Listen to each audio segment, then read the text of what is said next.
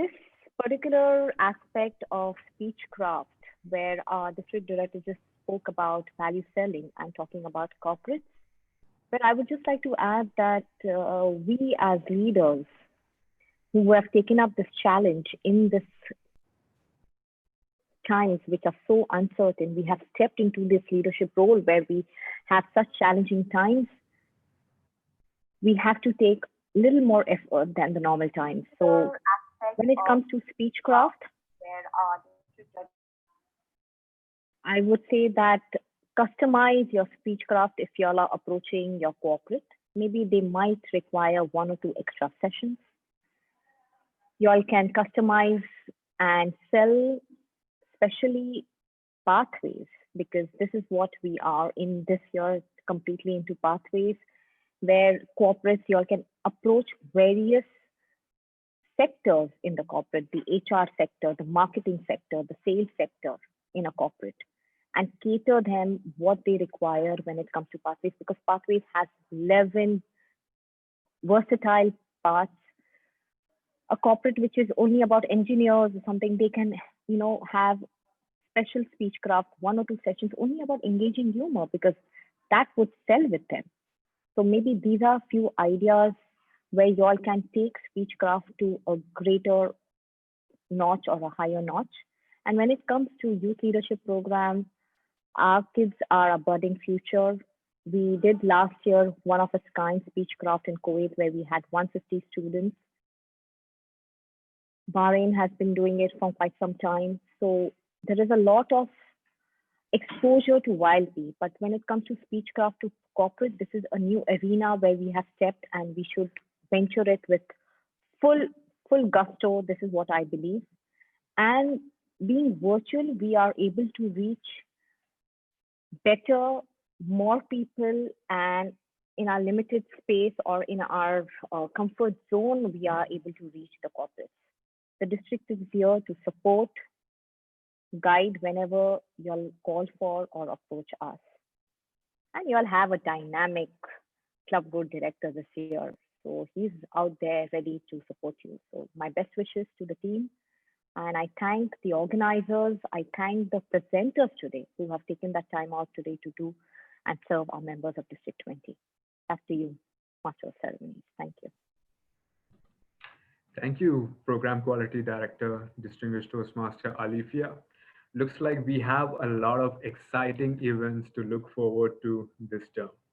And speaking of exciting events, our Club Growth Director, who is a member of 3 clubs, BAPCO, and the president of Bahrain Advanced Toastmasters Club and St. Paul Toastmasters Club, his purpose in life is to lead his kids by a good example of a father to be followed.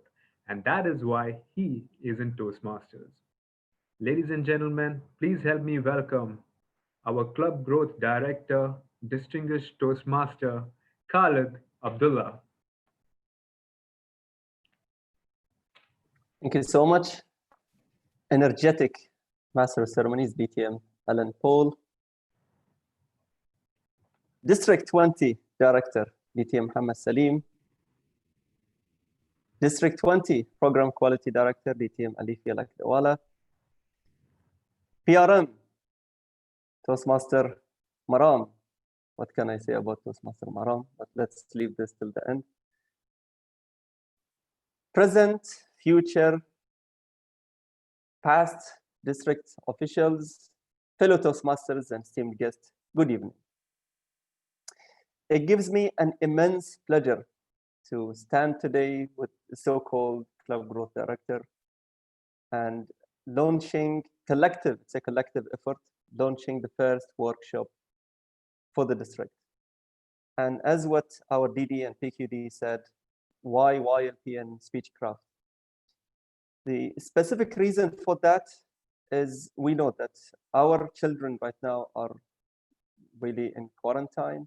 They are enjoying themselves with the electronic devices. So YLP is critical at this time. And I'm sure, and I encourage all of the clubs, whoever haven't tried the YLP, it's really fulfilling and enriched experience that the youth goes through. Speechcraft is not at all less of importance than the YLP. Speechcraft is also important, be it as a membership campaign or be it as an initiative to start a club. So that's why we chose to have the Speechcraft and the YLP as the first workshop to start with this term. I don't want to take long. We have so much to cover. So thank you all for attending, and I hope that you would be taking the best and the most out of these two, or basically 4 workshops. And let's enjoy what our presenters are waiting for us to start. Over to you, Master of Ceremony. Thank you, Club Growth Director DTM Khalid. It's always a pleasure to hear from you. And it's great to hear from our dynamic District 20 trio. Now, to conduct the workshop on Speechcraft, we have a youthful Toastmaster. Not me. He has been a Toastmaster for just 21 years. He is currently the Area 20 Director and a good friend to many Toastmasters in Kuwait. He shall give us an insight on what is Speechcraft and how to organize one in our club areas. Ladies and gentlemen, please help me welcome the Speechcraft presenter for today, distinguished Toastmaster Anil Lobo.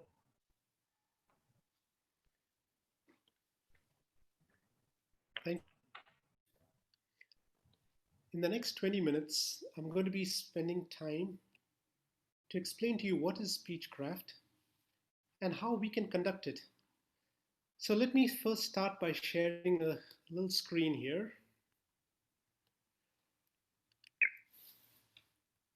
Now, what is Speechcraft basically? It's a program to present the fundamentals of public speaking to non-Toastmasters. That is the core focus.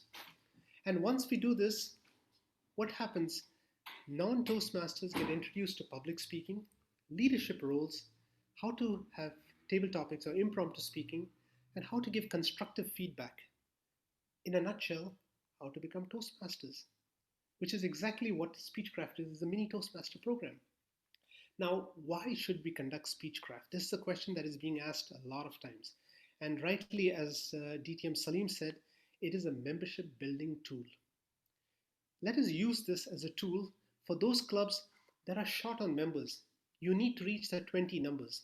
Why wait till May? Let's start building as early as now so we have more members. If you're under 20 and you need the 20, that's a great. You might have 20 members, but your attendance in a regular meeting is only 12 to 15. Again, another powerful tool to add members. So in order to do this team building, you need to have a lot of members involved.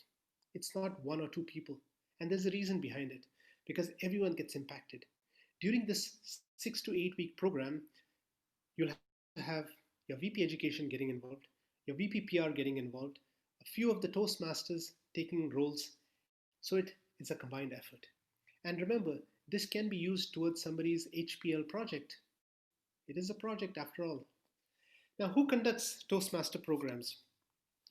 Basically, a club or a group of clubs. They could be supported by the area and the division. The focus for this, yes, is to start a new club, but very importantly, to bring new members to Toastmasters, prospective members. When you are supported by the area or the division, the focus is mostly to start a new club. But if it's done by a club, it is to bring more members to your club. So you're increasing your membership count. Now, I'm going quite fast in this because this is a very important thing from now onwards. Who is your Speechcraft team? Now, this is very crucial, and I consider this to be a very important question. In order to have a good team, we need to have coordinators. Ideally, one person gets credit for it, but you can have 2 or maybe more, and they can be your assistants. We need role players. These role players are basically people to open the meeting, to conduct educational speeches, to be mentors, guides, advisors, and very important, we need participants. How many participants? That is a very interesting question. Ideally, you should look at a minimum of 5 and not more than 15 members in the Speechcraft program, because this allows everyone to take part. Because remember, Speechcraft is not only a lecturing, it is an opportunity for the members to stand and deliver their projects. So if you have too many people, you will not have time, and then your program will not be 6 to 8 sessions. It might be as long as 15 to 20, and people might lose attention. Now, how do you conduct the Speechcraft program? From now onwards, we're getting into the heart of what is Speechcraft. Ideally, the program should be 6 to 8 sessions. Now, don't be alarmed. Why should it be 6 to 8 sessions? Because you'll understand that these sessions, although they run 1 to 2 hours, they are dynamic, they're full of energy. And you'll see the last few slides, I'll show you some sample Speechcraft programs. Now, if you're going to run it over 6 to 8 weeks, it's a good thing to have it either once or at the most twice a week. Now, if you're doing it in a corporate environment, you can have it more frequent. You can have even as many as 3 times in a week, because you want to condense it as fast as possible so that the people can benefit. But don't crash it to more than 2 or 3 times a week, because then people do not have a chance to practice for their projects. So space it out over a month to maybe no more than 2 months. Now, in order to do this, there has to be intensive planning. What is the things that are needed in planning? Number one, you need to find a venue. Where are you going to have it? Ideally, have it in the same venue where you're having your regular Toastmaster meetings, so that the people can easily transition and migrate from a Speechcraft program to your club or joining a club program. Once you've got the venue selected, order the Speechcraft kits from Toastmasters. It doesn't cost a lot of money, and you can do this by going online and ordering it. Sometimes people order it in advance, but then you will not know how many people are registering it. So that's a little challenge. So you have to figure out how to do this. Third, start planning for your agenda. Who are the people who are going to be supporting you to run this program? As I told you, you need to have mentors. You need to have people conducting the educational workshop. You will need evaluators. You will topic master, Toastmasters, quite a lot of people. Ideally, look at between 6 to 8 people to help you run this program, but expand your horizon, give everyone a chance to take part. In fact, I will tell you what happened in the meeting that we had, the speech program that we had in November of last year. We had, out of the 6 people, 2 of them were senior Toastmasters. And there was one person who's not even 18 months in Toastmasters, and she helped and she learned so much from it that she's now planning on conducting her own Speechcraft program in the next couple of weeks. The next thing you need to look into is budget. Everything costs money. How much are you going to charge? Because you don't want to have money coming out from the club kitty. At the same time, you don't want to make too much money, because this is not a program to raise revenue or to raise funds, although you might use some of the funds for special events like your contest or some other event like a picnic. Now, once that is done, the next is registration. You need to have a team to register the delegates. Once somebody registers, send them a thank you for registering. We will let you know when we're going to be starting. Create a WhatsApp group or an email or something to let them know what's happening, to give them sufficient information to come and be planned for it. The program agenda has to be done in a very succinct manner, so that although there is a little script along with the Speechcraft coordinator's guide, you can call upon people who have conducted the program in the past, including me, to help you. And very importantly, once all this is done, you want to convert these Speechcrafters to members. So when you conclude, you want to call them to join the Toastmasters program. A lot of times I find that the last 1 or 2 meetings become so jam-packed that we forget to tell them, please join our club. Come for our regular meetings. So this is how we conduct the program in a nutshell. Now let's look at what it does to the participants. We know definitely the participants improve on their writing skills, their speech delivery skills. They'll learn some speaking skills such as vocal variety, body language, gestures, movements, stance. They develop basically presentation skills and evaluation skills, which are very important.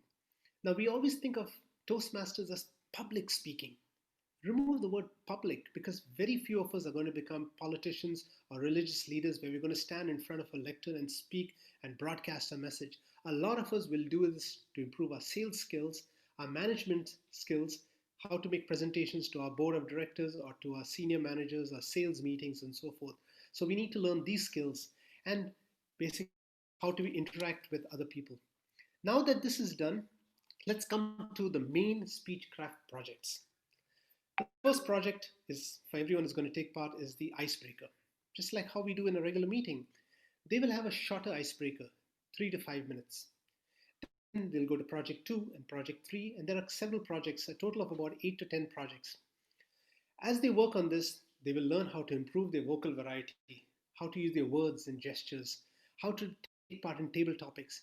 They will also at some stage be evaluators, not in the beginning, but as time progresses.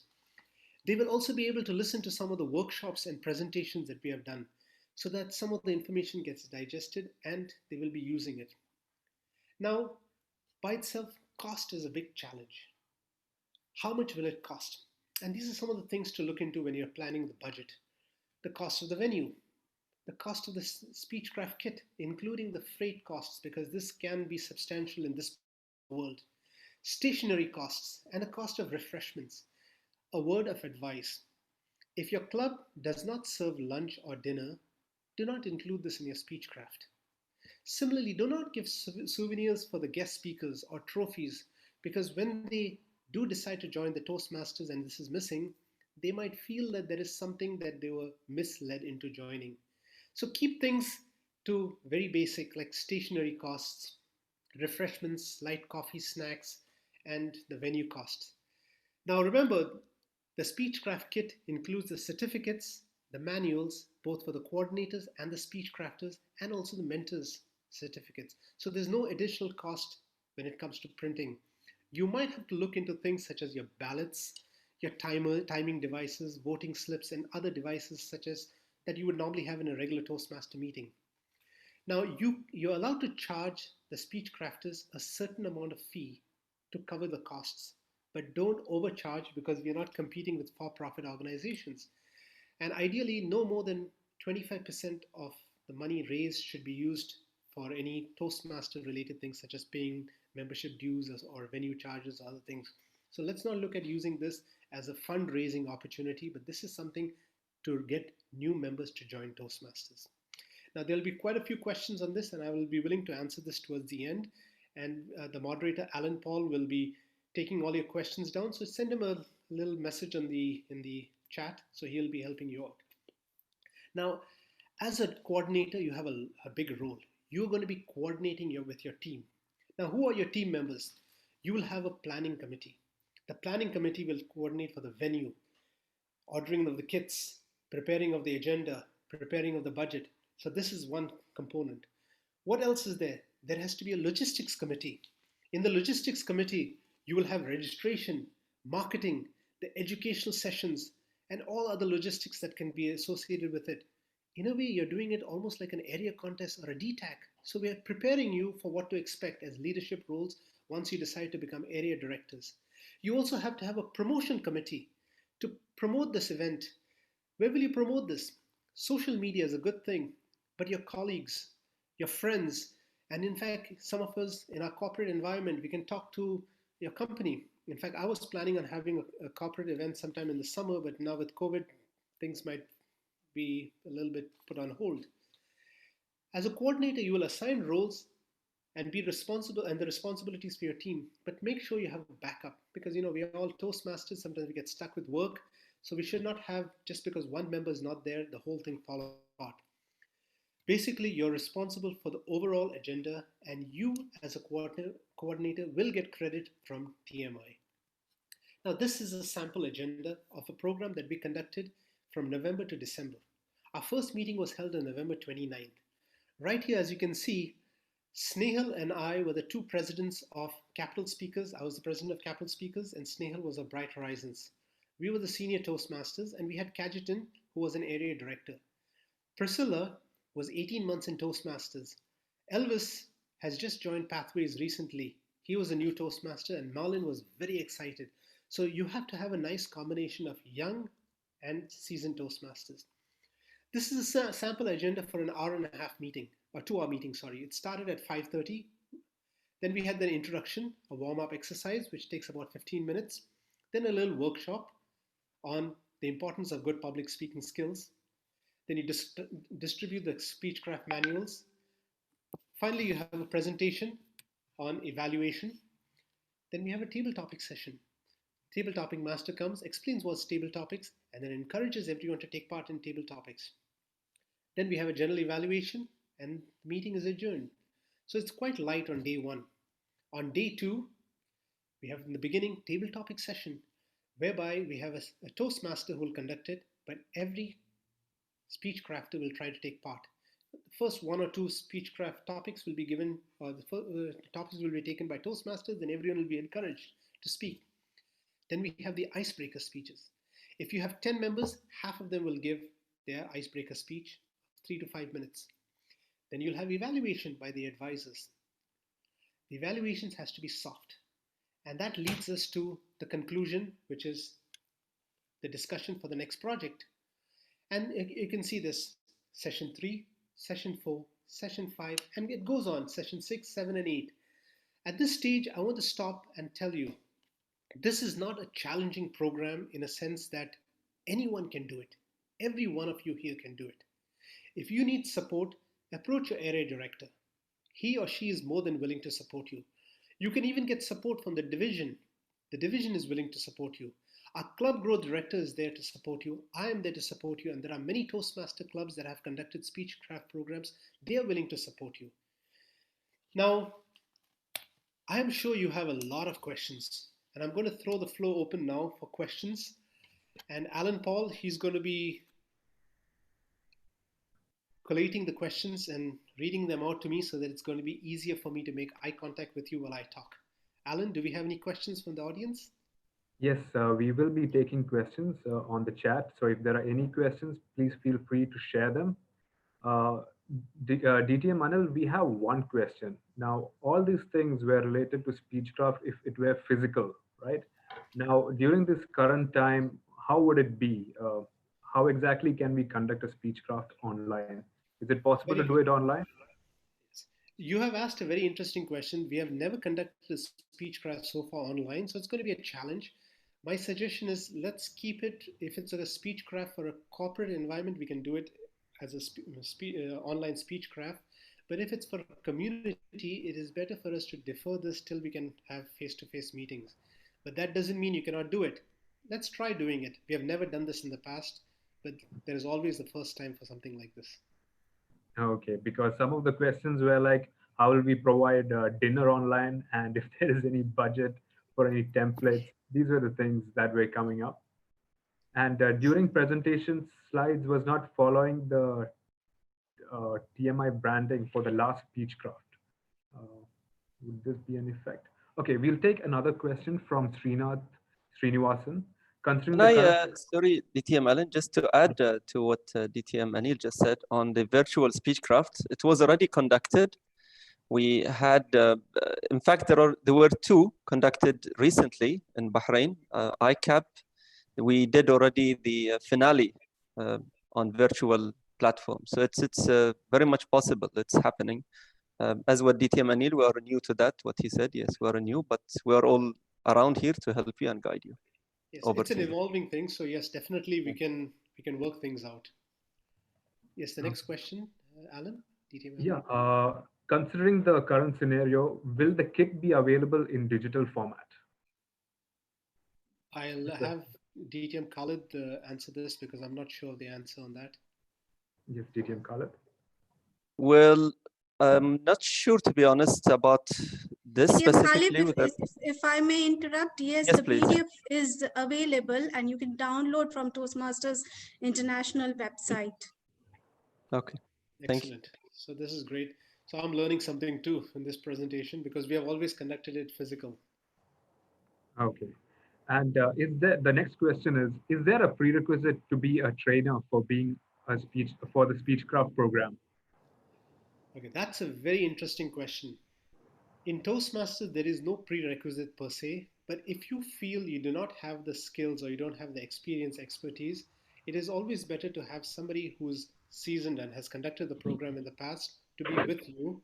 Yes, you can be the coordinator and you can get credit, but have somebody as your mentor, as your advisor for the Speechcraft, because at the end, you're doing something which is great and dynamic and it's a learning experience, but you don't want to have the Speechcrafters suffer because of some things that you might not have expertise in.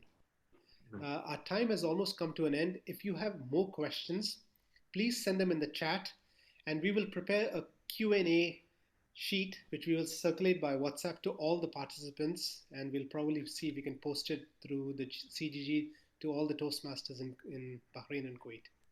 So with this, I would like to hand over to the moderator, Alan. Thank you, DTM Anil. We have one more question about how different it is in terms, from YLP, but I think that can be answered during our next segment. Yes, thank you. Okay. Now, to conduct the workshop on youth leadership program, we have a very passionate Toastmaster. She is a homeopathy doctor by profession and currently managing a recruitment consultancy from home. She is a Toastmaster from the past 3 years, and she has served as a VP PR, VP Education, and currently serving as the president of Angels Toastmasters Club.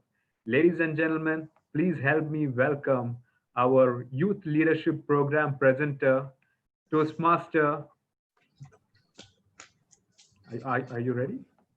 Yes. Okay, Toastmaster Bijal Karia. Thank you, DTM Alan Paul, for that wonderful introduction. District Director, DTM Mohammed Salim, District Program Quality Director, DTM Alifia Lakrawala, District CGD, DTM Khalid Abdullah, and my dear Toastmasters, good evening to one and all. Let's give our youth the beautiful gift of Toastmasters, which gives them an opportunity to develop their communication as well as leadership skills and become future leaders of tomorrow. So the objectives of today's session that we are going to have are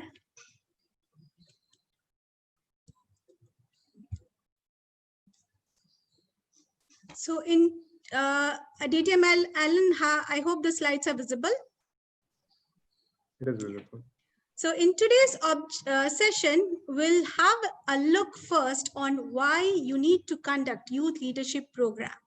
So as we all know, youth leadership program is especially for the teens, that is children below the age of 18 years. The ideal age, I will say, is between 11 to 17 years, and this gives them opportunity to overcome their nervousness, to overcome their fear of public speaking. That helps them to learn time management skills, team building exercise, and a lot of other things during these 8 sessions. And also we'll look into how can you get started with the youth leadership programs, what are the benefits at the club level, member level, and what are the benefits for the participants. So as I mentioned, it is a program especially for the teens between 11 to 17 and below 18 years of age. And teenagers, as you all know, are very tech savvy.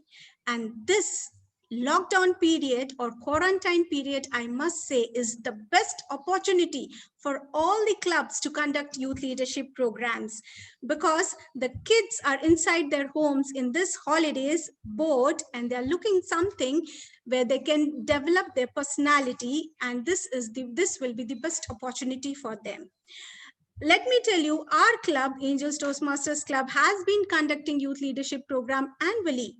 But this year, when we released the flyer and started taking registrations, we were overwhelmed to get the response. We had to form 2 batches, and this shows the interest among the youth and to learn and to develop their public speaking abilities. So to start a youth leadership program for any Toastmasters club, first, what is done is the president appoints a coordinator. It can be 1 or 2 coordinators. And if you have more than 1 batches, you can have different coordinators for both the batches. And you can also appoint a chief coordinator who can manage all the coordinators.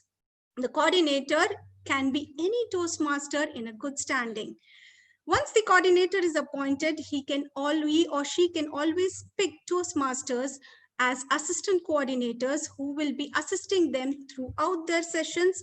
Also, they can appoint day coordinators for any particular session who can come and help them during that particular session.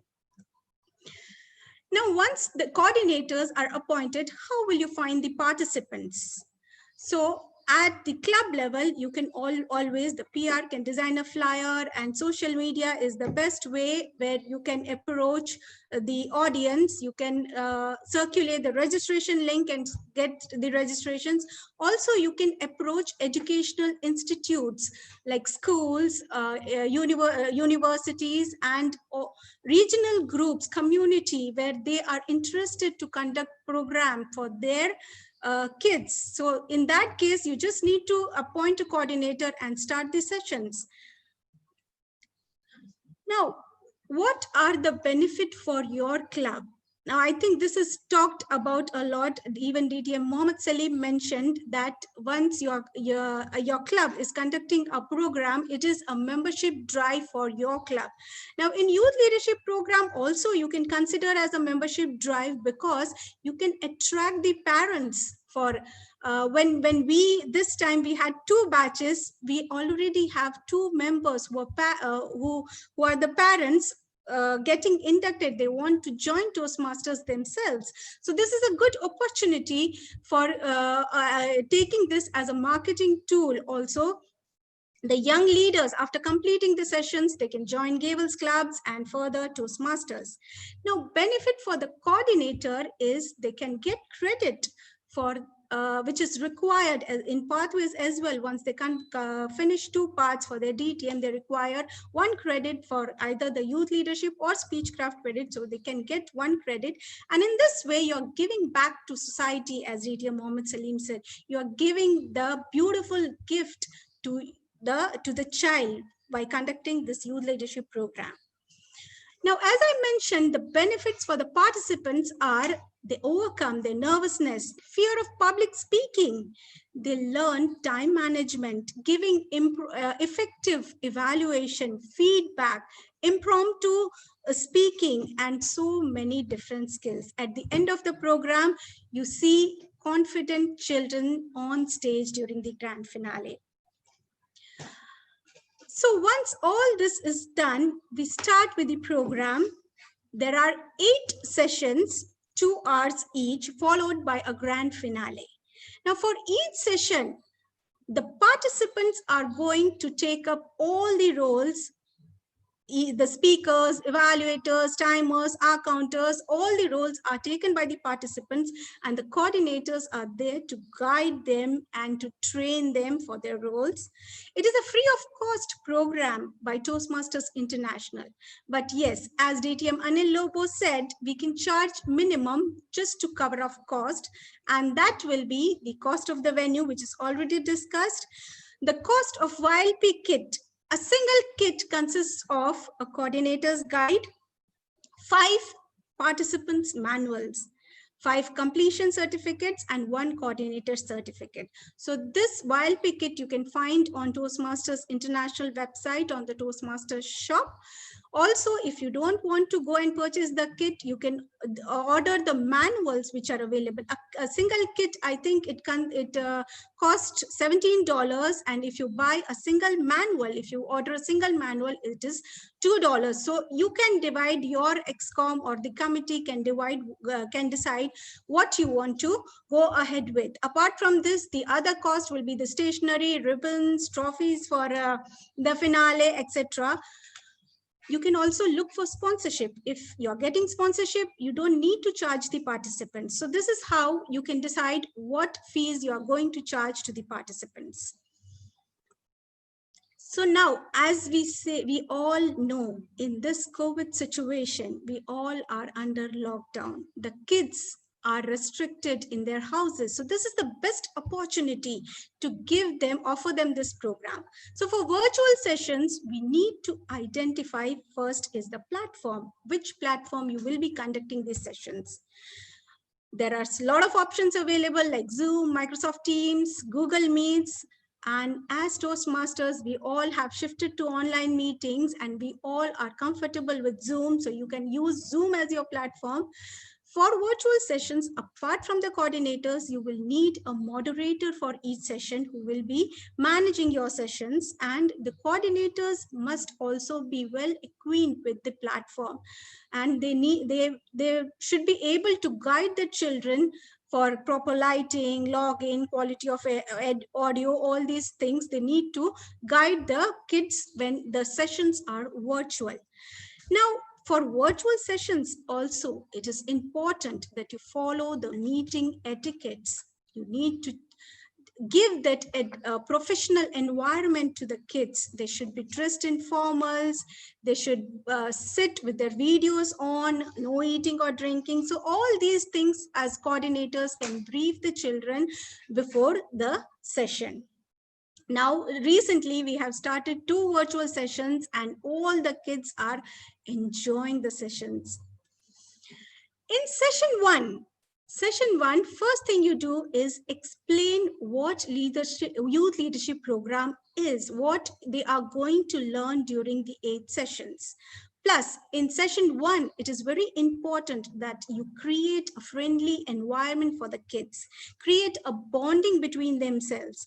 So this can be done by a beautiful exercise, which is the interview and interrogation section, where you can make 2 pairs from the participants, and they can interview the other pair and the other participant can introduce the friend. So this is a beautiful team building exercise also, and then they create a good rapport amongst themselves. Another important thing during the first session is the elections, which the kids are really excited for. For virtual sessions, you can do it via the polls and select an XCOM, which will operate for the next 3 sessions. For the XCOM, in YLP, we have only 4 positions, that is President, Vice President Education, Secretary, and Sergeant at Arms, who will be the XCOM for the next 3 sessions. So in this way, the children will develop their leadership skills as well. In session number 2 is Introduction to Public Speaking, wherein the coordinator trains them on how to write their speeches, how to prepare and present them in front of an audience. So for this, you can have a demo cavalier. You can call a demo cavalier who can demonstrate how to prepare or how to present their speech. Also, you can show them international speech videos, either of it. But I think if you're giving live demo, that is the best way they can learn from, because from this time they will be starting their first project, which is the icebreaker speech. In session number 3, there is Introduction to Impromptu Speaking, what we call as table topics, and also we will introduce them the evaluation, that is constructive feedback. For this also, you can show a demo by a cavalier how to give constructive feedback. So that is, and by now all the children have started giving their icebreaker speech. They will start participate in table topics and evaluation and taking up all the roles during the session. So in session number 4, apart from all these activities, again, there will be elections. As I mentioned, the first XCOM which was selected operates only for 3 sessions, and in session number 4 we have a new set of XCOM which will be operating for another 3 sessions. So this gives most of the participants to come up and they can develop their leadership skills. Session number 5 emphasizes on the listening skills. It is very important when it comes to constructive feedback. And also the coordinator emphasizes and gives knowledge on the chairmanship to the elected XCOM, what will be their role as an XCOM. Session number 6, the importance is given to the introduction to gestures. So now by session number 4 or 5, most of the students have finished their first project, that is the icebreaker speech, and they are ready to move on to the second project, that is And for that also, you can show them a demo or a video. And for gestures, you need to emphasize on their facial expressions, body language, speaking area, and all this, let me tell you, we can do in virtual sessions as well. We conduct Gavel's meetings virtually, and all the kids follow this criteria because we need to prepare them for the grand finale. So during the sessions, we need to tell them that they have to work on these areas. Session number 7, introduction to vocal variety. So here they will learn the power of their voice, pauses, which is very important, pitch when they have to use high and low pitch, and most importantly, the pace in which they need to talk.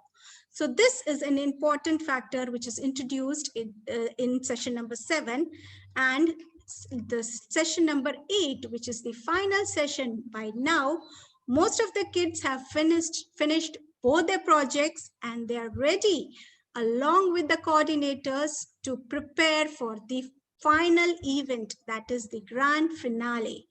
So grand finale is a beautiful thing in YLP, wherein the kids get an opportunity to showcase their skills, which they have learned throughout the 8 sessions.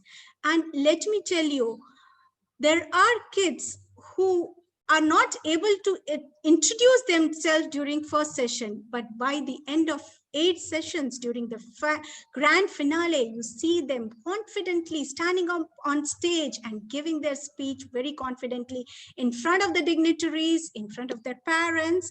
And this is also again a great marketing idea for your club, wherein you can inspire the parents to come and join your club. So this is all about the grand finale, and any information like you can find on the Toastmasters International Resource Library. So this was all about the youth leadership session, a program, the 8 sessions. And now let me share with you some live experience. We have with us 2 young leaders who have already done their youth leadership program and turned into Cavaliers today. And let's hear from them their experience about youth leadership program. So for that, may I invite Cavalier Avantika first. Hello, am I audible? Yes, Cavalier Avantika. Experience is the teacher of all things, quoted by Julius Caesar. Good evening, Toastmasters, and welcome, leaders. I am Cavalier Avantika, a former YLP leader. Today, I will be sharing my experiences at the Youth Leadership Program to all of you present here. Before, I was a very shy person who was very nervous to give a speech, but I was fortunate to get a message from Bijal ma'am about this program. At first, I was a nervous wreck and I didn't know what to say or how to face people or how to stand in front of an audience. But then the amazing coordinators were there for me in every step of my journey. They helped me improve in my speaking skills, how to make use of the stage and how to have perfect body language and many more things which are important for a speech. I was able to win the best speaker in the grand finale. So my advice to you leaders is that you have to take up any role that you can, as it will help in your overall personality development. Select topics which is relevant and interesting. Take help from your parents or coordinators if there's any doubtful situation. Practice your speech in front of a mirror, show it to your parents, and definitely you will hit the score. Pay attention to all the speeches and learn from the strong points and mistakes of your fellow leaders. This will be the best 2 months of your life, and this is your chance to move further up the ladder. I hope that all of you have an amazing experience here as I did, and I wish all of you the very best in your future endeavors. Thank you. Thank you, Cavalier Avantika. That was really wonderful and inspiring to all the kids to come up and join the youth leadership program. Moderator, can we invite one more young leader, the last one? Do we have time? Yeah, Yes, please, Piyush, we need to make it quick. Can you share your experience, Piyush? Thank you, Toastmaster Bijal. Good evening, Toastmasters and my fellow speakers in the making. There's a quote Nothing to prove, everything to improve by Professor Moin Syed. And the Youth Leadership Program has taught me to do just that. Aim for the highest, strive for the highest until you reach the highest. My first interaction with Toastmasters happened when I was around 7 years old, when I was selected for a science congress. So when I heard of these YLP sessions, I was naturally excited. However, I still had my doubts and I was nervous. I was a bit nervous as this was the first speaking class I was attending. So when I went for my first meeting, I went with mixed feelings. However, on the very first day, these fears and doubts proved themselves to be mere assumptions. The thrill after completing a speech, the pleasure during the table topic session, and the thrill when the best speaker, table topic speaker, and the evaluator are being announced kept me so engaged that I forgot to be nervous. Fellow speakers in the making, I urge you to make use of this YLP program to improve your speaking skills. It is a fun environment which is very friendly and also non-judgmental. Thank you. Thank you, Gevalier Piyush, for that wonderful words. I think I'm already gone over time, and we'll take for any queries. You can post your questions in the chat box, and moderator will take it in the Q&A session. Back to the Master of Ceremonies, DTM Alan Paul. Wow, thank you, Toastmaster Bijal, for that enlightening session. I'll be taking a few questions right now. The first question that I have is, will only one coordinator get credited, or all the coordinators will get credited for the YLP session? See, to my knowledge, it depends on the size of the batch you have. Like if you have 15 participants, only one coordinator gets the credit. But if you have 25 participants, 2 coordinators can get the credit. Thank you. And what if the YLP is conducted virtually without a cost, since everything will be digital? Are we to charge the participants, and is there a minimum fee specified? There is no specified fees like minimum fees, but if you are spending for your Zoom subscription or any other things, like if you're providing certificates, but completion certificates towards the end of the session, so you can just calculate what is your cost and just charge them as per the fees, the minimum fees, just to cover your cost. Can I say something here? Can I just add something? This is Mohammed Salim here. Yes, yeah, whatever you give free is not appreciated actually. So don't give anything for free, because they need to understand the value of it. So don't give it for just for sake of giving it 2 dinar, 1 dinar. Even don't do that, because you are, making it very low level, as if people might not be interested. So at least charge them 5 dinars so that they are a bit serious and they understand the value of attending a Speechcraft program, because particularly for Speechcraft and YLP program, they need to invest something. Now, secondly, these programs are for club to accumulate some funds actually, so it can be useful for that. Thank you. Thank you, Siddharth. Thank you, DTM Salim. We have a few more questions. Will the certificates be available digital in TMI website as well? Yes, the certificates are available. You can download the copy of it. Okay, and is there a minimum number of students, or it can be any number between 5 to 25? It can be any number between 15 to 25. 25 is the idea, like more than 25 is not advisable, but any number between 15 to 25, you can go for it. Okay. And if the difference in ages will help or make the YLP easy or difficult? This is another question. See, we have both mixed of an experience where we had participants from between 11 to 17.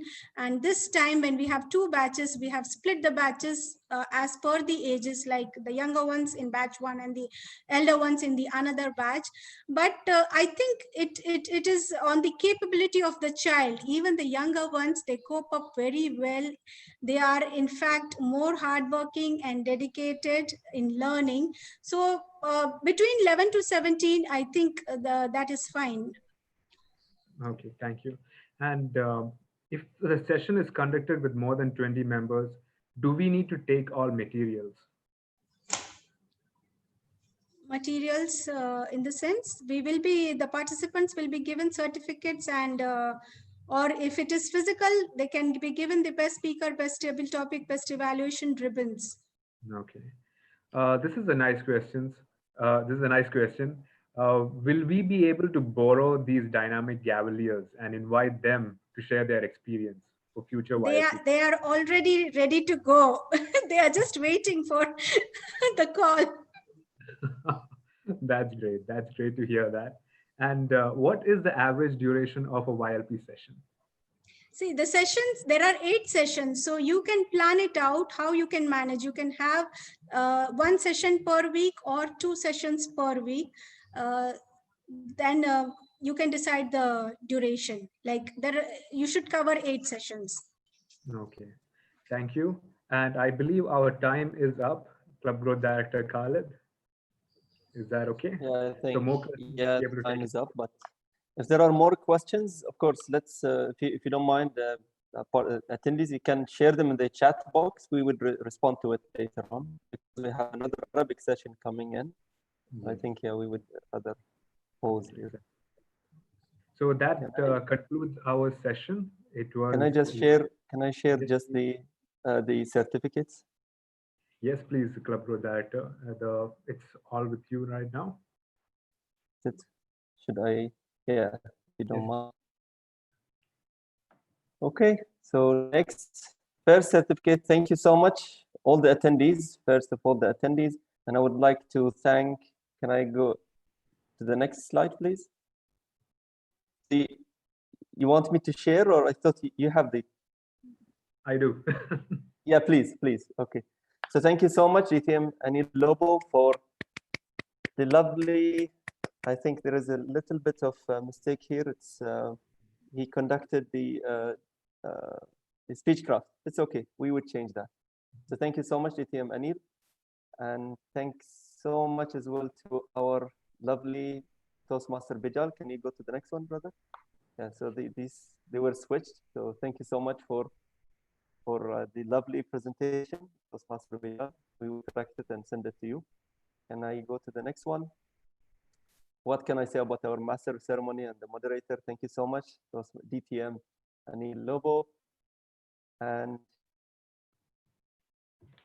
timer, Toastmaster Asha Pradeep. Thank you so much, Toastmaster Asha, for being with us today and serving this workshop.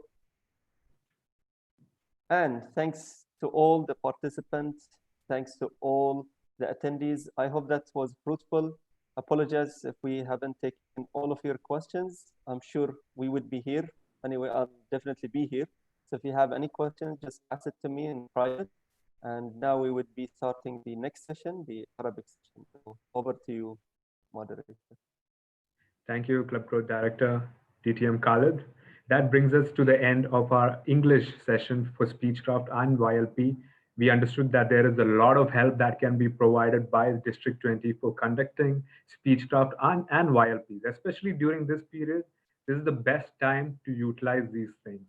With that being said, I would like to hand over to our next moderator, Toastmaster Tariq Al-Qadi, to start the Arabic webinar. Toastmaster Tariq, the floor is yours.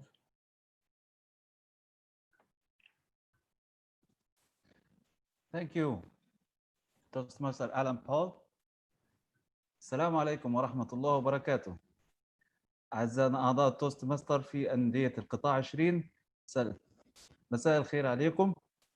الآن سوف نبدأ الورشة اللغة العربية بالنسبة للنمو الأندية لقطاع الشباب. معكم توست ماستر طارق القاضي، أمين مراسم أمين مراسم هذه الورشة نائب رئيس نادي الحياة المتزنة للعلاقات العامة، ومدير العلاقات العامة في المنطقة 26، ومدير العلاقات العامة في المنطقة 24. حتى نستطيع الحصول على بيئة إيجابية في هذه الورشة، أرجو الالتزام ببعض القواعد حتى تخرج هذه الورشة بصورة ممتازة. فضلاً وليس أمراً، أرجو إغلاق الكاميرات والمايكات عند التحدث للخطيب أو مقدم الورشة أثناء الحديث، حتى لا يتم التشويش عليه عند التحدث. من يريد أن يقدم أي سؤال فليرسل عن طريق الشات بوكس، وسوف أتولى أنا تقديم الأسئلة لمقدم الورشة عند الانتهاء من ورشته في نهاية تقديمه. دعونا نقرأ معا رسالة القطاع. ننشئ أندية جديدة وندعم جميع الأندية في تحقيق التميز. الآن أسلم المنصة والحديث إلى عريف الورشة. كانت معلمة رياضيات بمدرسة الرفاع الغربي، حاصلة على درجة الماجستير بتقدير امتياز من جامعة البحرين، تخصص قياس وتقويم. حالياً تعمل اختصاصي تربوي بوزارة التربية. كان لها مشاركات عديدة اجتماعية وتطوعية وخيرية لخدمة بلادها مملكة البحرين. حالياً هي عضو توستماستر ونائب رئيس لشؤون العضوية بنادي تميز للمناظرات للعام الحالي، وعضو مؤسس لنادي نور البحرين النسائي. حاصل على المركز الأول في الخطب الارتجالية لمسابقات القطاع لعام 2020. رحبوا معي بالتوست ماستر جيهان الوخيان. إليك الكلمة.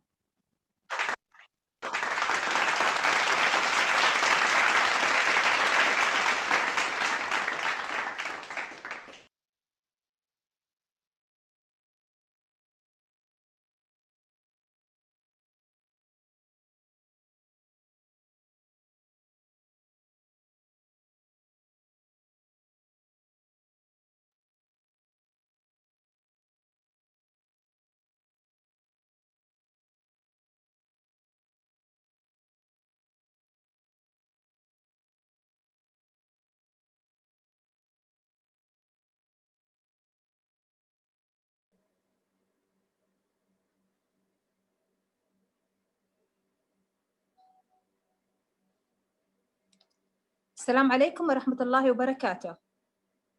هل يتم سماعي؟ نعم. اي نعم.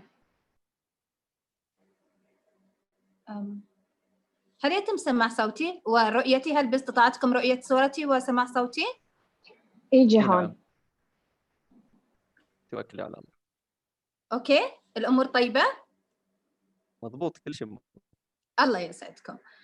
اولا توست ماستر طارق القاضي، أشكرك شكراً كثير على هذه المقدمة الجميلة وعلى تعريفك لعريف الورشة لزملائي التوست ماستريين. أسعد الله مساءكم. السيد مدير القطاع 20 DTM محمد سليم، السيد مدير نمو الأندية DTM خالد عبد الله، السيد رئيس شؤون الأندية العربية توست ماستر حسام رياض. أسعد الله مساءكم جميعاً، وتوست ماستريين بارزين ونشيطين دائماً في كل المجالات وفي كل الصعوبات. أشكركم شكراً كبير لترشيح اليوم لعرافة هذه الورشة المتميزة. عندما تكون هناك ورشة بمسمى التطوير القيادي للشباب وبرنامج الإعداد لمهارات الخطابة، يذكرني ذلك بمقابلة منذ يومين في إذاعة مملكة البحرين، عندما كان أجمل سؤال طرح علي هي كيفية إيجاد شخص من الممكن أن نعده أو نعطيه الخطوات الأساسية للإجابة على أي سؤال أو الارتجال. فكانت إجابتي المبسطة من خبراتي التي اكتسبتها من زملاء توست ماستريين أمثالكم، أنه على الشخص حتى يستطيع أن يرتجل أو أن يكون باستطاعته الإجابة على أي سؤال أن تكون له أدوات، وهذه الأدوات لا تأتي إلا بالتدريب وإلا بالإعداد وكذلك بالقراءة والثقافة.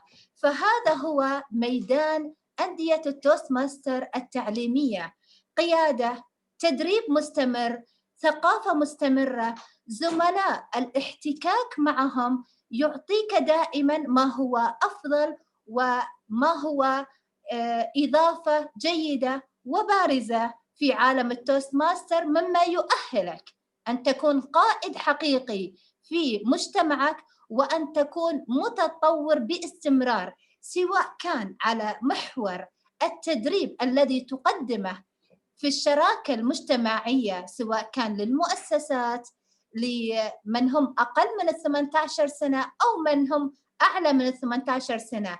هذا التدريب الذي تقدمه أنت كتوست ماستر هو في النهاية يعود عليك شخصياً، هذه من تجربتي الشخصية وما اكتسبته من أندية التوست ماستر. لذلك ولأني عريفة الاجتماع اليوم أتقدم بالشكر لكم جميعاً، وكذلك نتشرف اليوم بأن نأخذ كلمة من السيد مدير القطاع 20 DTM محمد سليم، فليتفضل مشكوراً ويبهرنا بما لديه.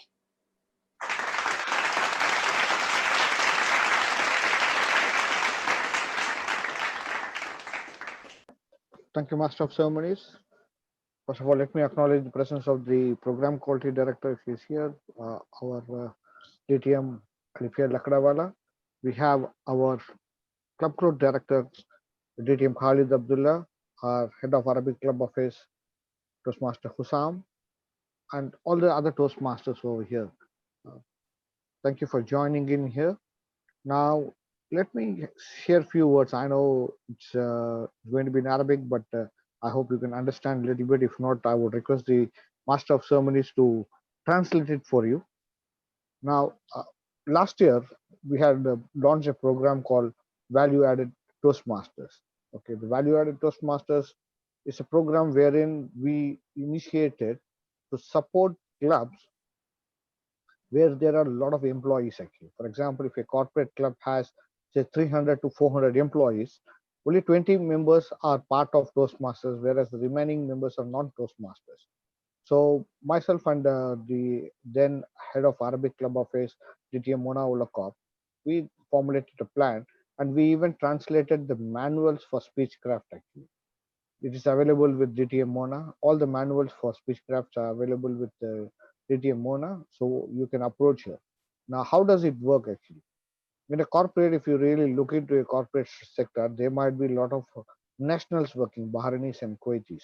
So we need to empower them. How? Because every time we go to the corporate and tell them we want to start a Toastmasters club or we want some sponsorship for some event, they would say, no, what is Toastmasters given back to our organization?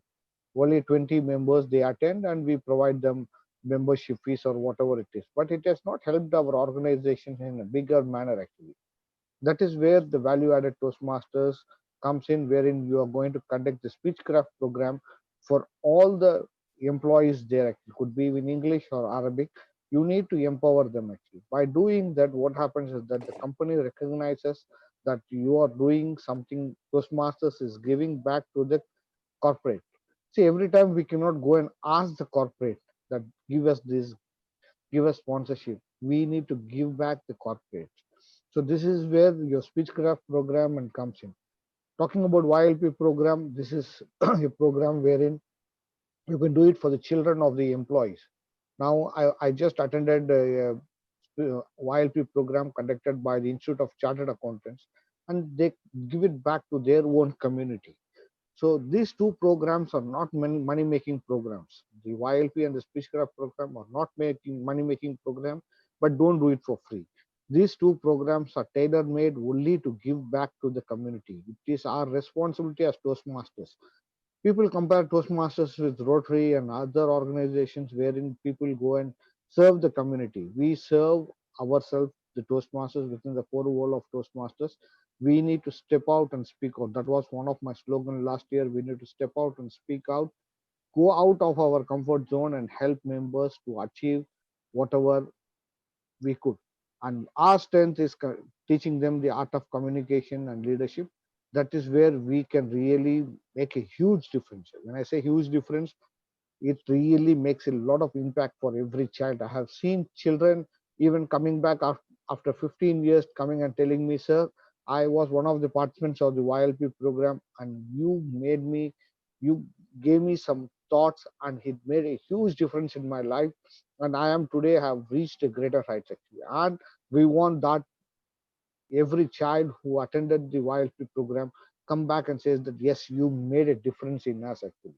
Speechcraft is the same thing. We can make a huge impact on each and every person whom we are conducting Speechcraft.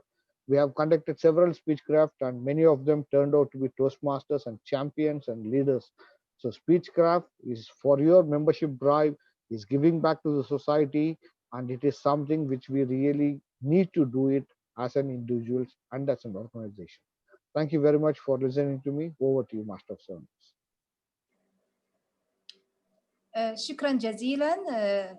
شكرا جزيلا لهذه الكلمات. وكما سبق وأن تكلم DTM محمد سليم وذكر جهود التوست ماستر منى العقاب وكذلك تأثير التوست ماستر والسبيتش كرافت عن كيفية إعداد النشء ليكونوا قادة وتوست ماستريين في المستقبل. فنتمنى أن تكون جهود كل شخص توست ماستري تصب في هذه الفئة وعلى هذه النقطة. أما الآن فنحن نتشرف بأن نأخذ كلمة من مدير نمو الأندية DTM خالد عبد الله الذي يدعم الجميع دائما بابتسامته الهادئة ووجوده الراقي. فتتفضل DTM خالد عبد الله مدير نمو الأندية لمشاركتنا ببعض الكلمات المؤثرة. شكرا حريفة الحفل توست ماستر جنان وخيان على الكلمات الحلوة.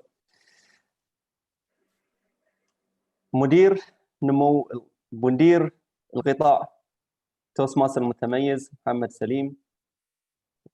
مدير PQD توست ماستر المتميز أليفيا لكدوالا.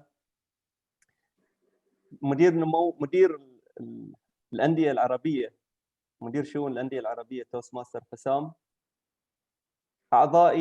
أعزائي الحضور، السلام عليكم ورحمة الله وبركاته. ثاني متكلم بالإنجليزي وايد صعب إن أقلب مرة واحدة عربي. تبدع دائما. يعطيك العافية أختي. شكرا لحضوركم وشكرا حق كل اللي شاركونا اليوم من متحدثين من أصحاب أدوار. شكر جزيل الشكر صراحة حق توست ماستر المتميز مرام العرابي. يعني أنا يمكن نقصت من حقها أن ما شكرته في الإنجليزي، فلازم أشكرها من البداية على أساس أن أخاف الأخير أنساها. وطبعا توست ماستر حسام يعني بعد ما قصر، كلكم على راسي. ليش اخترنا اليوم صناعة الخطابة برنامج التطوير القيادي للشباب؟ ليش بالذات أول ورشة ابتدى فيها القطاع هم هذين الورشتين؟ أولا طبعا الشباب في هالايام، خصوصا ان المدارس يعني ما عندنا مدارس مسكره، فاغلب الشباب محكورين في البيوت. يعني هاي شغله وايد مهمه وايد ضروريه احنا كتوست ماستر نعطي حق الشباب اللي تعلمناه من خلال هالسنين اللي احنا كنا فيها في التوست ماستر.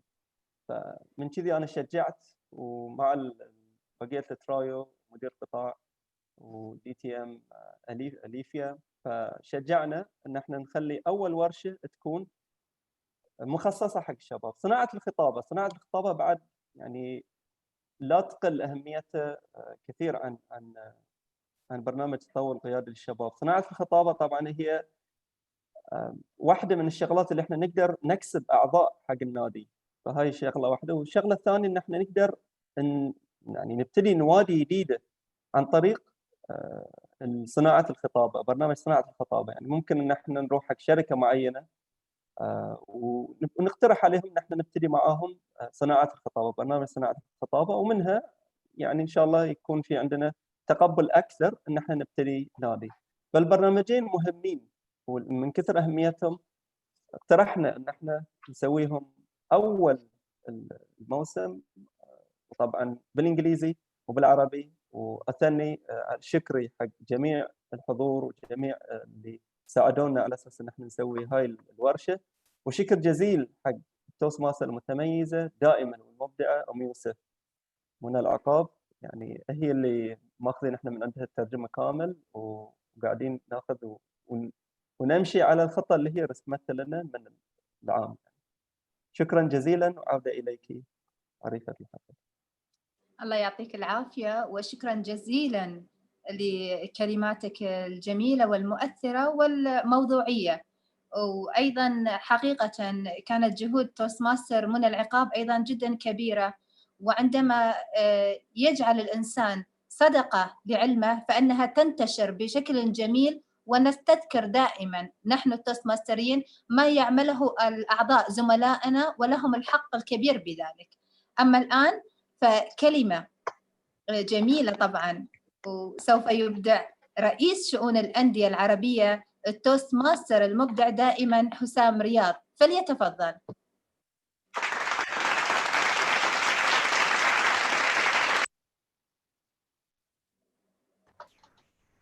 السلام عليكم ورحمة الله وبركاته. أعزائي أعضاء التوست ماستر الكرام، الأندية العربية، الأعضاء بالأندية العربية، طبتم وطاب مساءكم جميعا. مش يعني أزود على اللي قاله العزيز مدير نمو الأندية DTM خالد عبد الله، ولا اللي قاله دي مدير القطاع توست DTM محمد سليم. ولكن طبعا الأندية العربية بحاجة إلى بعض أنواع الورش، أو بعض مثلا نقول فتح الآفاق بسيطة. يمكن الورشة دي مش كلنا بنبقى عارفينها، أو البعض مننا عارفها، أو في يعني بعض الأعضاء عارفين جزء منها. فإحنا في فترة جميلة جدا، مثلا فترة الصيف، جائحة كورونا أو اللي إحنا فيه الحمد لله ابتدت تقل تدريجيا، وابتدى الأمور يتفتح يعني شيئا فشيئا.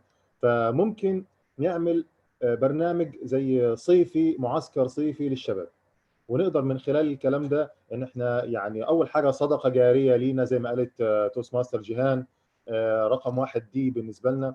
رقم 2 ممكن يكون شيء متميز، انت تبرز وتطلع كل طاقتك كقائد، وازاي تقدر تقود فريق زي كده، وازاي تقدر تطلع كل المهارات اللي انت خدتها في التوست ماستر، وفي نفس الوقت ازاي تقدر تنمي مهارات قياديه عند الشباب، مش بس عند الشباب، ولكن البرنامج الثاني عند الناس اللي اكبر من 18 سنه. انتم ملاحظين ان البرامج دي يعني هي مستهدف فيها مش الاعضاء التوست ماستر، هي مستهدف فيها المجتمع ككل، مجتمع، موظفين، شركات، معلمين في مدارس، طلبه تحت 18 سنه. فعلا شيء رائع وشيء جميل جدا، وهو ده اللي بنحتاجه لرقم 1 يعني صدقه زي ما نقول كده لله سبحانه وتعالى، ان احنا نرفع كفاءة الشباب والناس كلها. رقم 2 انت تحتاج الى نمو عضويتك في النادي، وهذا من الاشياء فعلا التي تنمي عضوية النادي. محتاج تكون داعم او راعي او مؤسس نادي، فممكن انت الحاجات دي تعتبر نواة لتأسيس الأندية مستقبلا. فهي يعني فيها مميزات عديدة جدا جدا. مش هطول عليكم، اشكركم جدا على الحضور، وان شاء الله استفادة في الورش. عندنا مقدمين ورش رائعين، انا بتطلع جدا لان احنا منتظر بس بداية الورش بتاعتهم. شكرا لكم، وشكرا لحضوركم وتفانيكم واهتمامكم، وعودة اليك العريف المتميز توست ماستر جيهان الخيام. الله يسعدك. شكرا جزيلا توست ماستر حسام رياض رئيس شؤون الأندية العربية. ومثل ما قلت ان التوست ماستر سواء كانوا الأندية والأعضاء هم بحاجة دائما للشراكة المجتمعية، وما في أي نمو في الأندية دون الشراكة المجتمعية ونشر ما هو التوست ماستر وما هو هذا البرنامج لجميع فئات المجتمع، بحيث نصبح في مجتمعات أرقى وأفضل وأكثر تطوراً. أما الآن لا أطيل عليكم، وسنذهب مع أولى ورشنا، وهي ورشة برنامج التطوير القيادي للشباب. وسوف تكون هذه الورشة من تقديم توست ماستر المتميزة جداً حوراء طراد. قبل ذلك أود أن أقدم تعريف بسيط، أتمنى أن يكون تستحق هي أكثر دائما أستاذة توستماستر حوراء، ولكن توستماستر حوراء هي توستماستر لها باع طويل في عالم التوستماستر منذ العام 2013. هي من المؤسسين ومن الأعضاء بنادي رواسي، كذلك هي عضو بنادي تواصل ورونق الأساس النسائي. لها عدة مشاركات في الهيئة الإدارية وقد تقلدت عدة مناصب. كانت مشرف لنادي جافل عام 2017-2018، كذلك تم تنصيبها كمدير للمنطقة 23 للعام المنصرم 2019-2020، وهي الآن مستشار المنطقة 23. توستماستر حوراء طراد سوف تقدم لنا هذه الورشة المتميزة، وسوف تكون مدة الورشة ل20 دقيقة. أود أن ألفت نظر حضرتك توستماستر أنه في الدقيقة 10 سوف يضيء اللون الأخضر، في الدقيقة 15 سوف يضيء اللون الأصفر، في الدقيقة 20 سوف يضيء اللون الأحمر، مع تمنياتي لك بإبراز طاقاتك التوستماسترية وللجميع، وأنا على رأسهم سوف أستفيد مما تقدمين، فلك المنصة.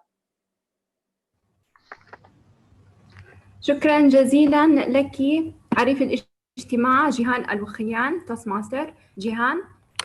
مدير القطاع DTM محمد سليم. مدير جودة البرامج التعليمية للقطاع 20 DTM أليفيا لكدوالا. مدير تنمية الأندية في القطاع 20 DTM خالد عبد الله. مدير الأندية العربية توستماستر حسام رياض. قادة القطاع والأعضاء الكرام، مساء الخير. شباب اليوم هم قادة المستقبل، ولأن التوستماستر يسعى لبناء أفراد وقادة أكثر تواصل وأكثر فاعلية، صمم برنامجاً خاصاً للفئة الشابة لمن هم أقل من 18 عاماً.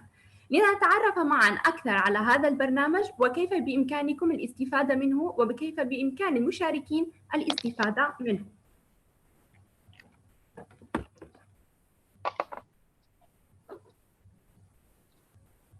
الشاشة واضحة؟ نعم واضحة. أهداف هذه الورشة: لماذا برنامج التطوير القيادي للشباب، أو ما هو هذا البرنامج؟ كيفية البدء ببرنامج التطوير القيادي للشباب؟ كيف نحصل على المشاركين؟ ما هي الفوائد التي يحصل عليها النادي والعضو؟ الفائدة للمشاركين وأساسيات البدء ببرنامج التطوير القيادي للشباب. بداية لنتعرف أكثر على ما هو برنامج التطوير القيادي للشباب. البرنامج هو مفصل للفئة الشبابية لمن هم تحت 18 عاماً، يعني بالفئة من عمر 11 إلى 17. لأننا في عالم مليء بالتكنولوجيا وفترة طويلة من وسائل التواصل الاجتماعي، ولأن شباب اليوم يرتاحون أكثر على التواصل الاجتماعي وعلى البرامج الافتراضية، فإنهم يفتقرون للتواصل الفعال وإلى الثقة في مواجهة الجمهور. لذا هذا البرنامج مخصص لهم ومقسم إلى حلقات ليساعدهم أكثر على تطوير مهاراتهم بالتواصل الفعال، وأيضا مهارات القيادة، وإلى تنمية مهارة الثقة بالنفس. سنتعرف أكثر على محتوى هذا البرنامج، إلى أننا نود أن ننوه أن هذا البرنامج هو كما قلنا مخصص لمن هم لغير التوستماستريين، لمن هم تحت سن 18 عاماً. كيف بإمكاننا أن نبدأ ببرنامج التطوير القيادي للشباب؟ بإمكان أي نادي محلي أن يدعم برنامج التطوير القيادي للشباب، ونقصد بالنادي المحلي هو أي نادي توستماستري فعال يشمل 8 أعضاء أو أكثر، وبهذه الحالة يكون نادي فعال وبإمكانه أن يدعم أن يقيم هذا البرنامج. يعين الرئيس النادي منسق لبرنامج التطوير القيادي للشباب، أو إن رغب أحد الأعضاء بأن يكون منسقاً لهذا البرنامج يبلغ النادي ليتم التنسيق لهذا البرنامج. هي الشروط التي يجب أن تتوافر في المنسق؟ إذا كان النادي يرغب بتعيين أحد المنسقين، يجب أن يكون هذا المنسق عضو فعال، أي أنه قد جدد في النادي الذي ينتمي إليه وناديه فعال كما ذكرنا، ويجب أن يكون على الأقل أنهى 6 خطب إذا كان على البرنامج التقليدي سابقاً، لكننا الآن في الباثوي فيجب أن يكون على الأقل أنهى المستوى الثاني من المسار الأول، يعني بما يعادل 6 خطب. بالإضافة أنه بعد تعيين هذا المنسق بإمكان المنسق تعيين لجنة مساعدة أي منسق مساعد، والنادي يكون المشرف الرئيسي على هذا البرنامج. عدد المساعدين أو عدد المنسقين يعني يكون حسب عدد المشاركين وحسب احتياج البرنامج. على سبيل المثال ممكن أن يكون هناك منسق رئيسي ينسق البرنامج ككل ومعه منسقين مساعدين بإمكانهم الإشراف على الحلقات التعليمية، وكما ذكرنا يختلف عدد المنسقين بحسب عدد المشاركين واحتياج البرنامج. كيف نحصل على المشاركين؟ ومن هم المشاركين المستهدفين في برنامج التطوير القيادي الشبابي؟ من الأندية والجمعيات المحلية، المجموعات الدينية، المدارس، المؤسسات التعليمية والمجتمع ككل. إذا رغبتم بعمل هذا البرنامج بإمكانكم التوجه إلى أي مكان يتواجد فيه مجموعة شبابية من عمر 11 عاماً إلى 17 عاماً. إذا كنت مدرس أو مدير مدرسة أو شخص يعمل في قطاع التعليم بإمكان ولديك مجموعة من الطلبة ترغب بعمل هذا البرنامج لهم، بإمكانك أن تتوجه للإدارة وتبليغهم وشرح لهم عن هذا البرنامج. وأيضاً بإمكانكم في الأندية الصيفية أو المجتمع ككل. على سبيل المثال النادي بإمكانه أن يوجه دعوة عامة لأبناء الأعضاء ولأصدقائهم ومعارفهم. ما هي الفوائد التي يحصل عليها النادي والعضو حينما يقرر هذا النادي أن يقيم هذا البرنامج؟ يحقق المنسق متطلب من متطلبات القيادة، ونقصد بالمنسق أنه العضو الرئيسي الذي سيكون مسؤولاً عن البرنامج. فكما هو معلوم إذا كنت على البرنامج التقليدي فإنك ستحقق درجة من المتواصل الذهبي، وأما في الباثوي فهناك بالخطة التعليمية متطلب من 3 عليك أن تحقق واحدة منهم، والبرنامج منسق القيادي الشبابي إحداهما. يوفر فرص النمو العضوية للنادي في المستقبل. قد يسأل البعض كيف بإمكان الأعضاء الصغار أن يكونوا أعضاء في أنديتنا؟ كما هو معلوم في أندية التوستماستر لا يمكنك أن تكون عضواً إلا أن يكون عمرك 18 عاماً، لكن عندما تهيئ أعضاء صغار فاعلين فإنك بالتأكيد ستمنحهم الفرصة بالتعرف على التوستماستر بشكل أكبر، وأيضاً أن يكون لهم فرصة في الانضمام إلى الأندية مستقبلاً. يوفر هذا البرنامج فرصة لأعضاء النادي تطوير مهارات التواصل والقيادة لديهم، وذلك من حيث الإرشاد والتوجيه، وأيضاً الخدمة المجتمعية، وهي من أحد أهم الأمور التي نقدمها في هذا البرنامج، وأنك ستكون قد أثرت على حياة الشباب وقدمت إليهم فرصة لتنمية مهاراتهم. والملاحظة المهمة أن هذا البرنامج يساهم بنشر ثقافة التوستماستر للمجتمع بإجراء برنامج تطويري للشباب.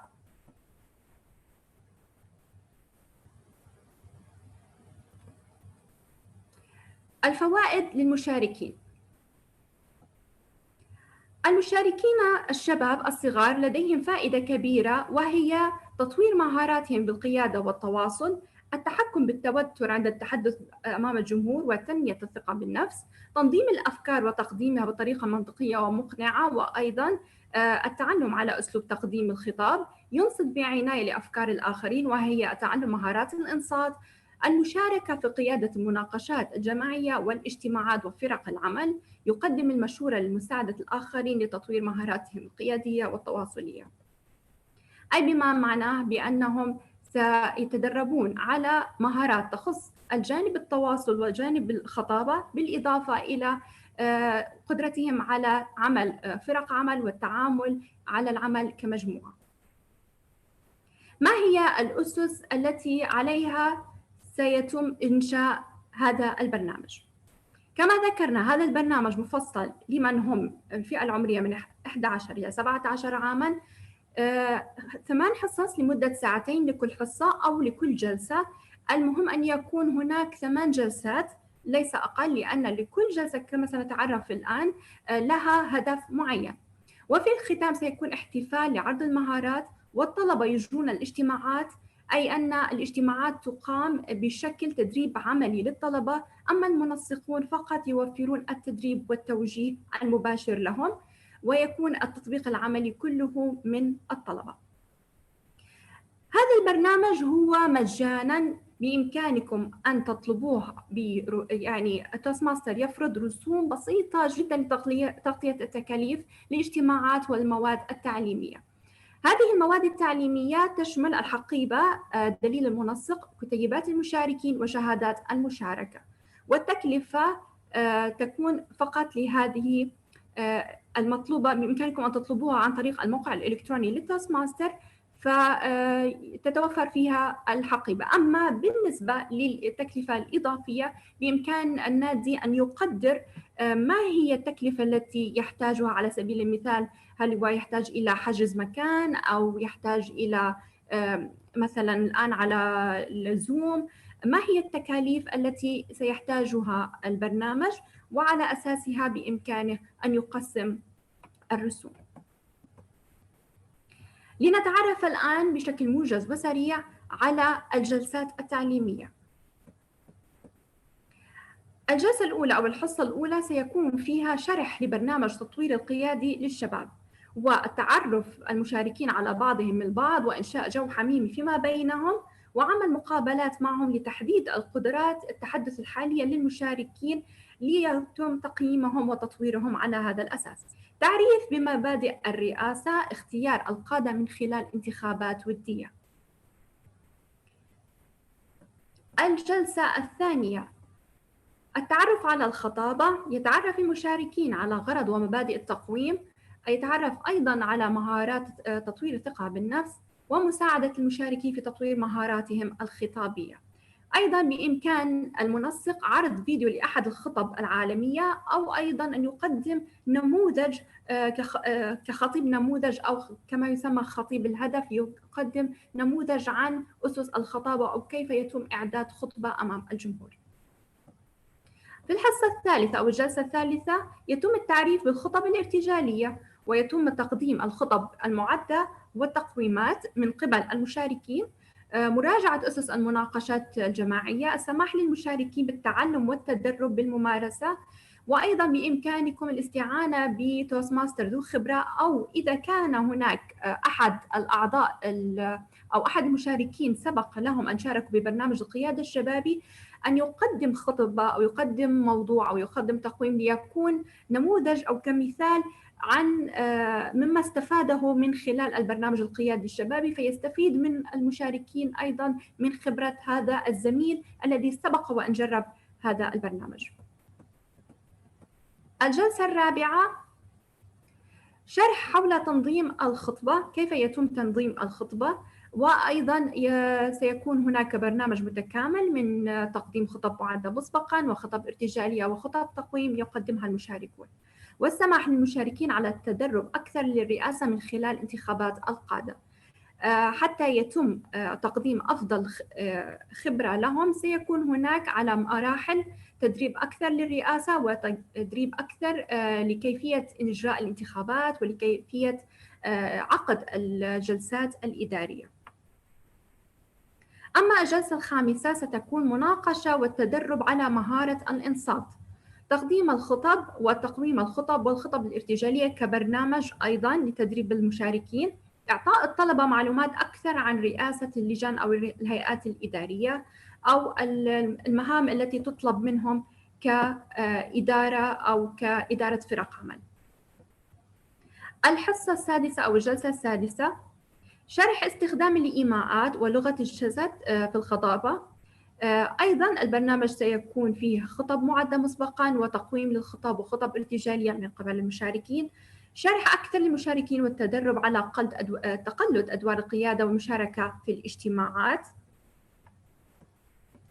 والجلسة السابعة سيكون فيها شرح استخدام نبرات الصوت، تقديم الخطب المعدة مسبقاً، وتقويم الخطب والخطب الارتجالية. وأيضاً سيكون هناك تقويم لتقدم مهارة المشاركين في إعداد وإلقاء الخطب، لأنه في الجلسة الأولى كان هناك محاورة معهم أو لقاء معهم لمعرفة مستواهم، وفي الجلسة السابعة سيكون هناك أيضاً تقويم وتعقيب لتقدمهم في أدائهم. وفي الجلسة الأخيرة وهي الحصة الثامنة، السماح للمشاركين للتدرب على المتطلبات الجديدة في خطبهم ومهارات رئاسة اللجنة. يخطط المشاركين بمساعدة المنسقين لفعالية خاصة لأهاليهم والمجتمع لعرض مهاراتهم. هذه الجلسة الأخيرة، لكن قبل أن يتم ختم هذا البرنامج سيكون هناك حفل وفعالية خاصة يتم فيها عرض المهارات المكتسبة من قبل المشاركين، فيتم دعوة أولياء أمور وعوائل المشاركين، أصدقائهم، أعضاء النادي الداعم الذي أقام هذا البرنامج، وأفراد من المجتمع وأي شخص يرغب بالاطلاع على هذا البرنامج. بإمكانكم إقامة هذه الفعالية مع تقديم مأدبة، عشاء أو مناسبة للحفل. يختار المشاركون البرنامج والنادي الداعم يسوق للفعالية مع أخذ الصور ونشرها بوسائل التواصل الاجتماعي. ومن المهم تكريم المشاركين وتقديم لهم شهادات إنهائهم للبرنامج. وهذه بعض الصور من أحد المخيمات الصيفية التي أقيمت في عام 2017 لأبناء أعضاء نادي رواسي وأندية التوستماستر بشكل عام في الكويت، وكانت مليئة بأجواء من الترفيه والتسلية، لكن أيضاً لا نغفل عن المحتوى البرنامج. هذه بعض المصادر التي بإمكانكم الاستفادة منها ومتوفرة على موقع توستماستر بالمكتبة الإلكترونية الموجودة على الموقع. هناك كثير من المصادر التي بإمكانكم الاطلاع عليها ومعرفة التفاصيل والقوانين والرسوم التي بإمكانكم، قوانين الخاصة بالرسوم، وأيضا إذا أردتم أن تشتروا الحقيبة التعليمية. هذا الختام هنا، وطبعا لأي سؤال أو استفسار نستقبله على الشات. عودة إليك عريف الفعالية. كل الشكر توست ماستر حوراء، نشكرك على إبداعك وعلى هذه الورشة المتميزة. طبعا التطوير القيادي للشباب هو أمر جدا مهم، وكنا نأمل أنه في وقتنا حصلنا على ما تقدمينه الآن، ولكن إلى الآن لدينا الفرصة للتعلم والإبداع بإذن الله بوجودكم. كل الشكر لك. والآن ننتقل إلى الورشة المهمة الأخرى أيضا، وهي ورشة برنامج الإعداد لمهارات الخطابة. سوف تقوم بتقديمها لنا التوست ماستر مريم جبر النعيمي. توست ماستر مريم جبر النعيمي هي مدرب وكوتش معتمد. هي عضو نادي مسك للتوست ماسترز للسيدات، وعضو في نادي فويس أوف إسلام. تقلدت عدة مناصب إدارية في النوادي السابق ذكرها، كما كانت تم تنصيبها في العام السابق مدير المنطقة رقم 5 عام 2019-2020. توست ماستر مريم النعيمي أيضاً هي رئيس مجموعة تسويق البرامج التدريبية في معهد البحرين للتدريب الBTI، وهذا ما يعني أنها استطاعت أن تروض قدراتها التوست ماسترية في مهنتها ووظيفتها، لأن هذه المهنة تحتاج إلى شخص توست ماستري بامتياز. ما أعجبني هو قاعدتها بالحياة أن الإبداع والابتكار لا يقف على عمر معين. فقد كتبته واستمتعت بهذه الكلمات. وإليك المنصة توست ماستر مريم النعيمي.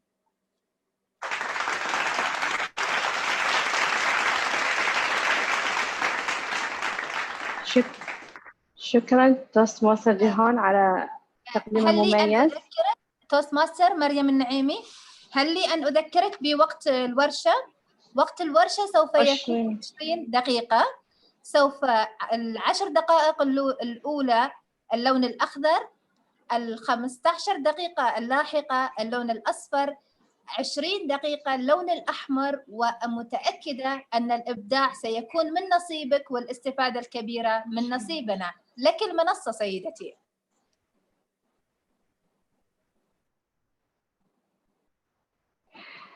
مدير القطاع 20 توست ماستر DTM محمد سليم، مدير نمو الأندية DTM خالد، ومدير الشؤون الأندية العربية توست ماستر حسام. الأعضاء الكرام، الحضور الكرام، أهلا وسهلا فيكم في الورشة الثانية برنامج صناعة الخطابة. عشان تكون خطيب عشان تكون خطيب لازم تتميز ببعض النقاط، وهذه النقاط تجي عن طريق التعلم.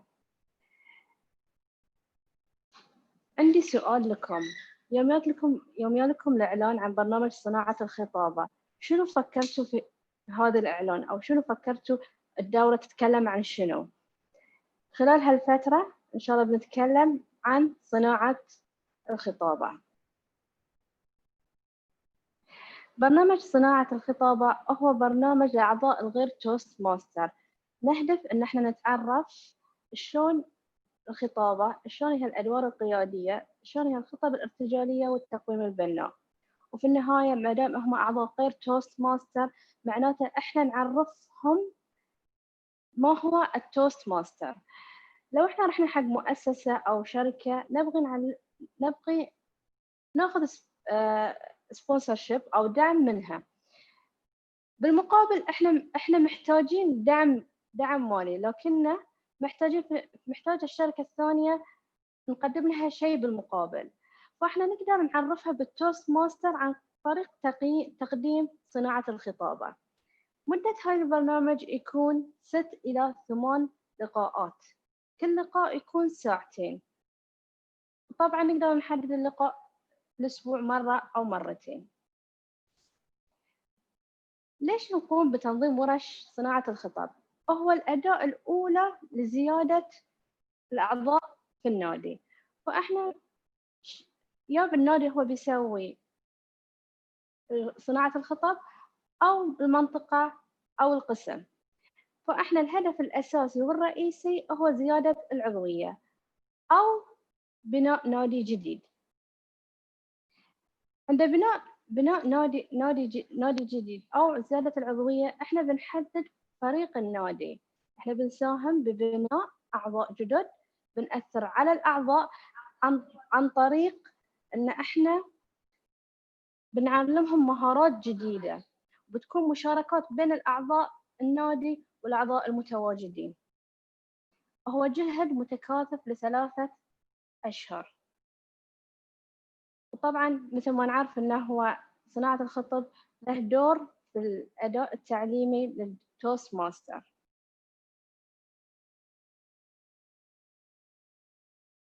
من يقدم صناعة الخطب؟ يقدر يكون نادي أو نوادي يقدمون برنامج صناعة الخطب. الهدف منه يا نتطلع حق نأسس نادي جديد، أو إن نساهم في إنشاء عضوية جديدة. مثال على ذلك، لو إحنا رحنا مؤسسة XYZ بنقول لها عن التوست ماستر. أنا بتكلم لكم عن معهد البحرين للتدريب. في فترة من الفترات قدموا صناعة الخطاب بحكم أنه هو مؤسستي. قدموا صناعة الخطابة أو السبيتش-كرافت. كان الهدف منهم أن يوظفون هاي المهارات لإعداد مدربين، فكان أكثر من شخص متواجد في هاي البرنامج من مدربين، وفعلا نجح صناعة الخطابة. وأغلب الأعضاء ما انفتح النادي من معهد البحرين للتدريب، لكن شاركوا في أكثر من نادي آخر. زيادة عدد الأعضاء في أكثر من نادي نشوف عدد قليل من الأعضاء. إحنا اليوم يمكن في نادي معين سوى سبيتش كرافت، سوينا لهم حق 12 عضو. 11 عضو منهم قدروا يدخلون النادي. ليش؟ لأن شافوا الإنجاز اللي هم قاعدين يتقدم لهم. فإحنا لما نقدم هاي الإنجاز ونعطيهم جوائز موتيفيشنز، معناتها إحنا ننقلهم نقلة من خطيب محتاج إلى بعض النقاط التطورية إلى خطيب ناجح وقائد. ممكن منسق البرنامج يكون راعي أو عضو مقبول من النادي نفسه أو عضو مقبول للنادي. من هو الفريق الذي يشكل لصناعة الخطاب؟ أول شيء المنسق، وهو الأهم. لما النادي يفكر أنه يسوي صناعة الخطاب لازم يحدد المنسق اللي محتاجه حق التعلم ماله. يقوم هاي المنسق يحدد أعضاء معه. هو يحتاج قسم للتسجيل أو تسجيل، قسم للتسويق، قسم للعلاقات العامة واللوجستيك. هني هو يحدد من يحتاج. طبعا بعدين نحتاج أصحاب الأدوار. هو البرنامج عبارة عن برنامج نادي العادي للاجتماعات العادية، فمحتاجين إلى الأدوار الأساسية، الفريق الأساسي للأدوار، مقوم، خطباء، مؤقت. فإحنا لازم نبحث عن هذا نموذج الخطباء، ولازم نختار خطباء مميزين ومبدعين عشان إحنا نكسب ناس معانا، ومدربين وموجهين ومستشارين. طبعا خلال الثمان إحنا بنضيف لهم حتى ورش تدريبية، ولازم يكونوا معانا مدربين مميزين ومرشدين. وأهم شيء المشاركين.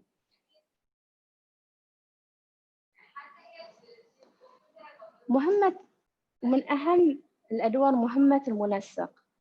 المنسق مثل ما قلنا مسبقا أنه لازم يصنع فريق له، يعين حق الفريق المهام والمسؤوليات لأعضاء الفريق، ينظم الجدول في إطار البرنامج، وهو المسؤول العام عن نجاح هذا البرنامج.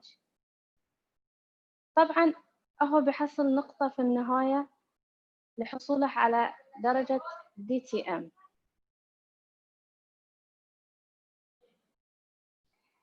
ما هو جدول برنامج صناعة الخطابة؟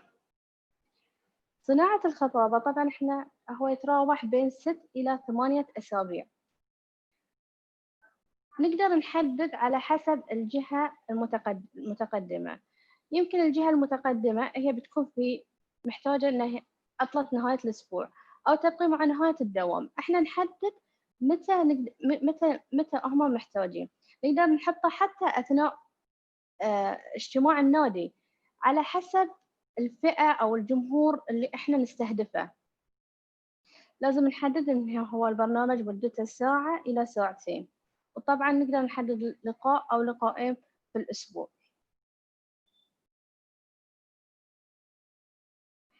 أي مشارك عشان هو شارك في هاي الخطاب أو صناعة الخطاب عنده هدف معين، وإحنا عشان نغرس هاي الهدف المشارك لازم نعرف أهدافه. فمن أهم الأهداف اللي هو يبقيها المشارك إنه يطور من مهارات كتابة الخطاب، شلون يلقي الخطاب، شلون ينوع من نبرات صوته، لغة الجسد. زين. بالمقابل يمكن إحنا في عندنا مؤسسات وشركات، فمثلا لو بحكم وظيفتي مثلا التسويق مثلا محتاجين مهارات العرض، شلون أنا بعرض، فهذه مهارة لازم نحددها. شلون أكون قائد ناجح، وشلون مهارات التقويم. ولازم يكون تفاعلي مع المرشد، لأن المرشد هو مرآة الطرف الآخر، ومنها هو اللي بيكسب ثقة المشارك، وهو بيعطيني الثقة إني أنا أدش منظمة التوست ماستر، وزيادة الثقة عند التحدث للجمهور. حق مشاريع البرنامج. أول برنامج هو كسر الجمود، وأنا أعتبره كسر الجمود بين المنسق، بين المرشد، بين الأعضاء كامل، وبين المشارك. أنا لما المشارك ويقول لي كسر الجمود بعرف شخصيته، بعرف شلون أوصل له. بعدين مشروع تنظيم الخطبة. هاي تنظيم الخطبة هي من أهم إن شلون نكتب خطبة مميزة تكسبنا.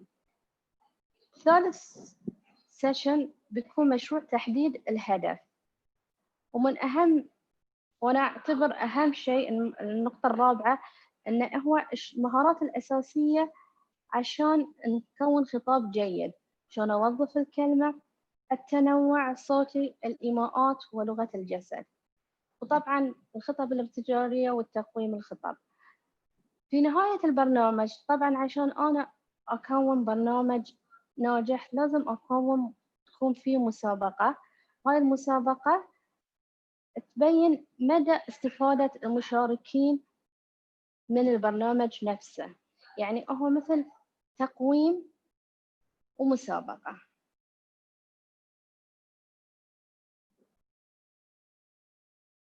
وطبعا كل برنامج له نتائج مرجوة احنا نبقيها. فكمشارك أنا بكون نجحت إني أنا أو منسق إن نجحت، كونت قادة، والقائد هو اللي يجعل من الناس قادة. نجحت إن أعلم الناس التواصل وشلون النجاح من خلال الخطاب. أنا هني سويت شيء جميل إن حولت المشاركين إلى أعضاء، وإنه بنيت نادي جديد. يمكن يقول لكم يعني في بعض الأحيان في ناس تعتبر صناعة الخطب يمكن ما بيوصل الرجاء المرجو، يقولون لك إن أنا إذا مو كل المشاركين تحولوا إلى أعضاء توست ماستر معناته إني أنا فشلت في البرنامج. بالعكس، أنا لو 50% من المشاركين ادخلوا البرنامج أنا ناجحة.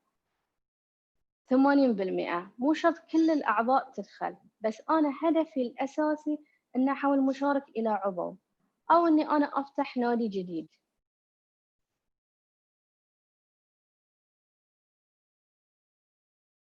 طبعا 80% التخطيط يساعدك على التنفيذ بصورة صحيحة. ولما أبتدي البرنامج اللجنة التنفيذية لازم تحدد المنسق ونحدد التواريخ والفريق الأساسي. من يوم ل15 يوم أنا شكلت الفريق، أحدد الميزانية اللي أحتاجها، بعدين أروج حق البرنامج. وكل ما روجت حق البرنامج بصورة صح واستقطبت الناس بصورة صح، يعني أنا مثلا أنا في النادي زيادة أعضاء النادي حق نادي نسائي، ما بروح أروجه حق نادي كله فيه رجال، لا، بروح أحدد فئة المستهدفة النوادي النسائية عشان أستقطبهم بصورة أكثر.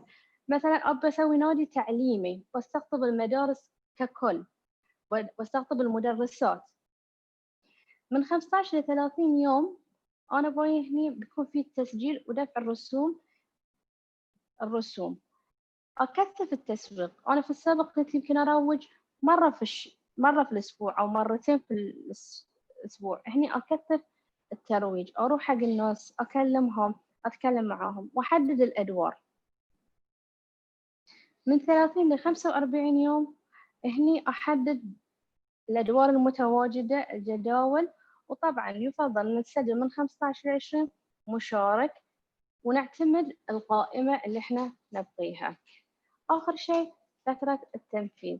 ولما أنا خططت بصورة صح قبل، مثل ما قلنا 80% التخطيط الجيد يساعد على التنفيذ 100%، وتحتاج بس 20% من مجهودك.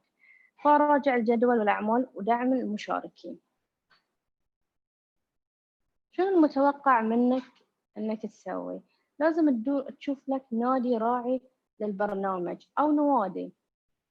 عندك كمنسق تحتاج إلى 40 ساعة، والمساهمين في البرنامج يحتاجون على الأقل 5 ساعات.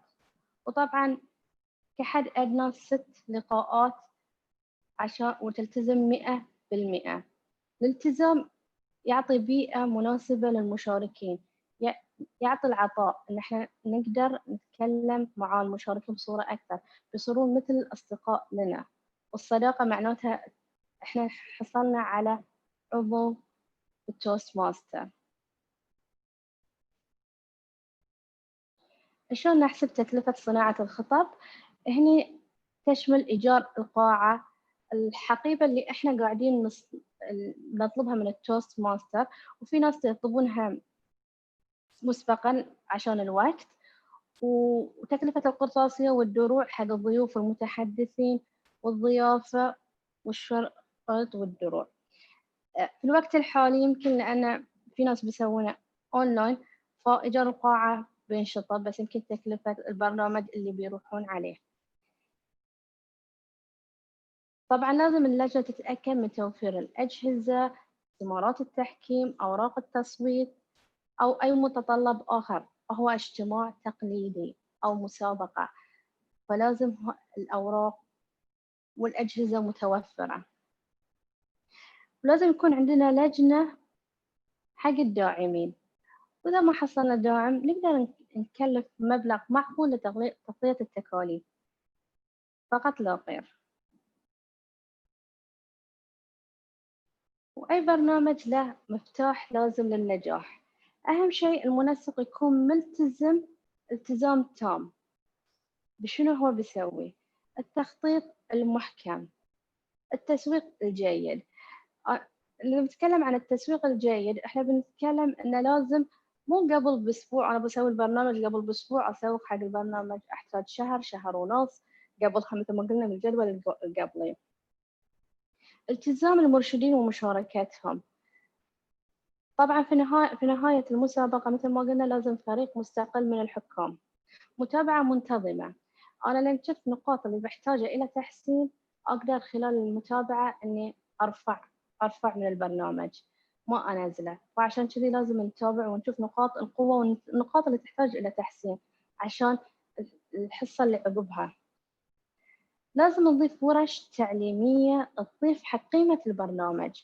أنا لو جبت أكثر من ورشة بتضيف لي نقاط جدا جميلة حق البرنامج، بتضيف لي تحفيز حق المشاركين، بيشوفون شلون التعليم عن طريق التوست ماستر، شنو التوست ماستر المنظمة تسوي لي إياه. خطباء محفزين، دائما أجيب مثلا خطيب محفز يقدر يقنع الجمهور. لازم المنسق يكون ملهم.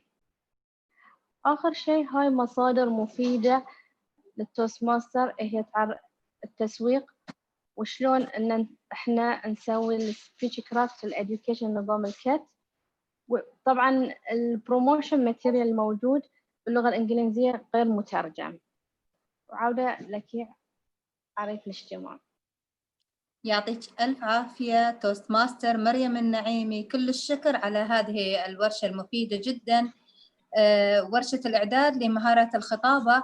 وكما تقدم وقلتي أن الخطيب أو الشخص الذي يقدم هذه النوع من الورش هو سر النجاح وسر اجتذاب الأشخاص الغير توست ماستريين حتى ينضموا ويستفيدوا من عالم التوست ماستر. الآن عودة للأخ طارق القاضي. هل هناك أسئلة أستاذ طارق القاضي موجهة للتوست ماستر حوراء والتوست ماستر مريم؟ توست ماستر طارق، حضرتك تتابع الأسئلة إذا تكرمت؟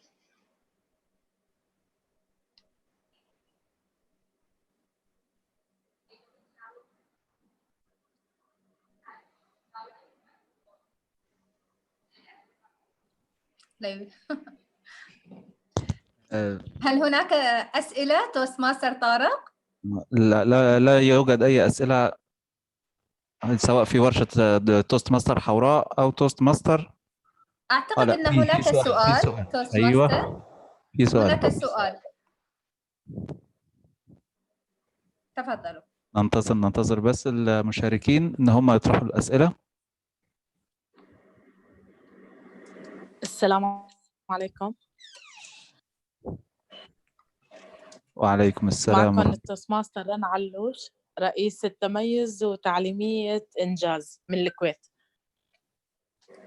السؤال اللي أنا حابة أطرحه، بحالة إنه عملنا برنامج الشباب وتم نجاحه، في عدنا فوق ممكن يكون 20 شاب أو شابة من العمر 13 وأقل من 18، هل بنستطيع أن نفتح لهم نادي قابل؟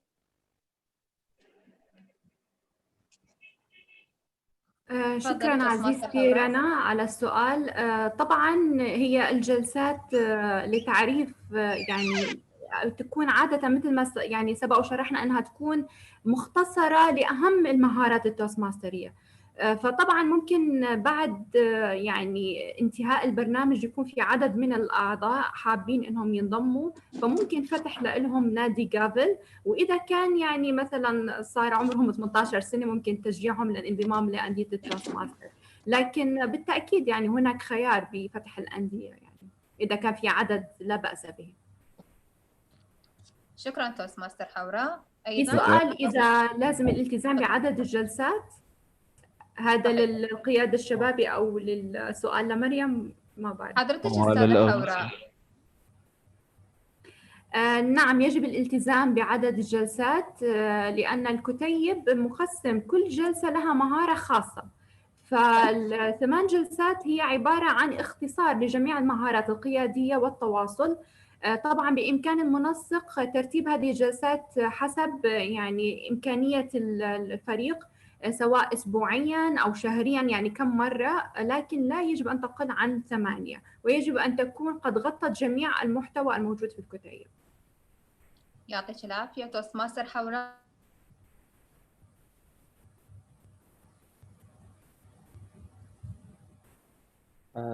جيهان لحظة، كأن صوتك لحظة شوي سامحة. أعتذر عن ذلك، كنت أوجه سؤالي للتوستماستر طارق، هل يوجد أسئلة أخرى أم نلتزم بالوقت وننتقل لنقطة أخرى؟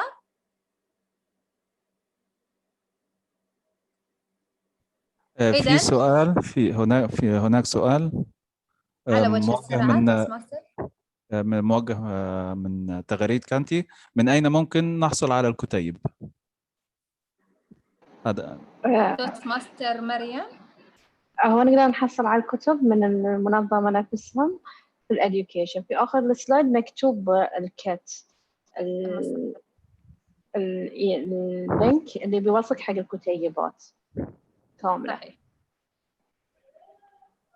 حاليا كل الشكر توستماستر حوراء وتوستماستر مريم، كل الشكر على إبداعكم ومشاركتكم ووقتكم. أيضا أقدم المنصة لتوستماستر خالد DTM خالد عبد الله مدير نمو الأندية، ليكون له تقديم الشكر والتقدير للمتميزات. تفضل توستماستر DTM خالد عبد الله.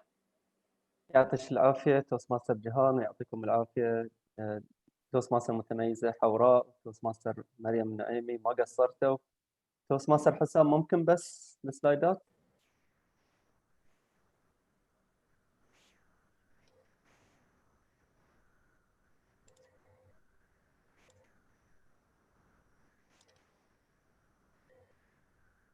شكر وتقدير إلى التوستماستر حوراء لمشاركتكم الفعالة وخدمتكم المتميزة والبارزة في دور مقدم ورشة برنامج التطور القيادي للشباب. يعطيك العافية أختي حوراء، ما قصرتي. السلايد اللي بعده: شكر وتقدير إلى التوستماستر مريم النعيمي لمشاركتكم الفعالة وخدمتكم المتميزة والبارزة في دور مقدم ورشة برنامج الإعداد لمهارات الخطابة.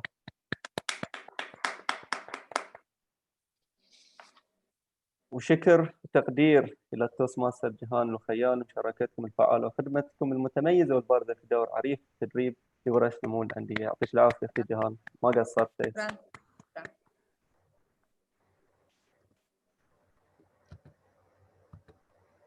وشكر وتقدير إلى التوستماستر طارق القاضي لمشاركتكم الفعالة وخدمتكم المتميزة والبارزة في دور منسق برنامج زوم أمين المراسم. يعطيك العافية أخوي طارق، ما قصرتوا.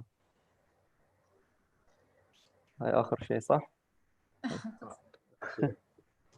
ويعطيكم العافية على الحضور جميعا، على مقدمين الأدوار، على مقدمين الورش، وعلى الأدوار اللي أخذتوها. توست ماستر حسام، نعم يا باشا، على راسي توست ماستر حسام، ما قصرت الصراحة. يعني لو بقول شنو بقول ما بقدر أوفي الصراحة. الشكر لك على يعني شو يقولون احنا الانرجي، شنو هو الانرجي؟ طاقة. غششوني الطاقة. على الطاقة اللي ما شاء الله ما شاء الله، يعني ليه البارحة في الليل ومع المشاغل اللي عندك. توست ماستر مرام العرادي موجودة، المفروض موجودة. توست ماستر مرام سمعينا؟ موجودة مرام؟ إن شاء الله تسمعنا. توست ماستر مرام، هلا والله. أنا بصراحة يعني أول مرة أشوف يعني واحدة الشغلة كلها في وجهي وهي خايفة أكثر مني يعني. فيعطيك العافية توست ماستر مرام، ما قصرت يعني على السلايدات، على الشهادات، على كل شيء كل شيء، يعني ما قصرت ليه آخر ساعة وهي لحد الحين تقول لي ها لا لحد الحين قاعد أشتغل، لحد الحين أشتغل. ما قصرت يعني. ممكن إنه ما خلينا الشهادات. تفضلي أختي تفضلي. الفعالية مو بس تحت مسمى شو اسمه نمو الأندية، ولكن تحت القطاع بكامل. واجبنا إن احنا إن تظهر بأحسن صورة. يعطيك العافية أختي مرام، ما قصرتوا جميعا. وأكيد في أسئلة أكثر من اللي سألتوها موجودين احنا، يعني الباشا موجود على قدم وساق ما شاء الله عليه. يعني الأندية العربية إن شاء الله في خير إن شاء الله السنة. ففي أي شيء أي سؤال موجودين احنا. توست ماستر حسام أو يعني موجود أنا بعد معكم. وعودة إليك عريفة الحفل. في النهاية توست ماستر DTM خالد عبد الله، ماذا أستطيع أن أقول؟ لا يسعني إلا أن أتقدم بالشكر لكم جميعا فردا سواء مقدمين أو قائمين على هذه الورش، وأيضا حضور كريم شرفنا. التوست ماستر أو أي برنامج تعليمي آخر أو أي عمل لا يكون إلا بالتعاون والعمل كفريق واحد، والاستمرارية هي للأشخاص الذين يؤمنون أنه كلما زاد وارتفع التعاون بينهم وإعطاء فرص أكثر للآخرين، فإن دائما هذا البرنامج سيكون بخير وسيستمر وسينمو ويكون أفضل. كل الشكر لكم شخصا فردا على قولتهم. كل الشكر لكم لأن احتويتوني سابقا فأصبحت توست ماستر، وأرجو أن تكون هذه الفرصة وهذا المجال التعليمي لأشخاص كثر يأتون بعدنا. لكم الشكر جميعا، وإلى ورش تعليمية قادمة بإذن الله تحت هذه القادة والمبدعين الكرام في عالم التوست ماستر. كل الشكر لكم. يعطيكم العافية، ما قصرتوا. مع السلامة، يعطيكم العافية. باستطاعة الجميع الخروج. ونراكم على خير في ورش أخرى، وشكرا على تفاعلكم، وشكرا سيد مدير نمو الأندية، وشكرا توست ماستر المتميز اليوم جيهان، وتوست ماستر طارق. يعطيكم ألف عافية. شكرا لحضوركم والسلام عليكم. السلام عليكم ورحمة الله. يعطيكم ألف عافية. الله يعافيكم.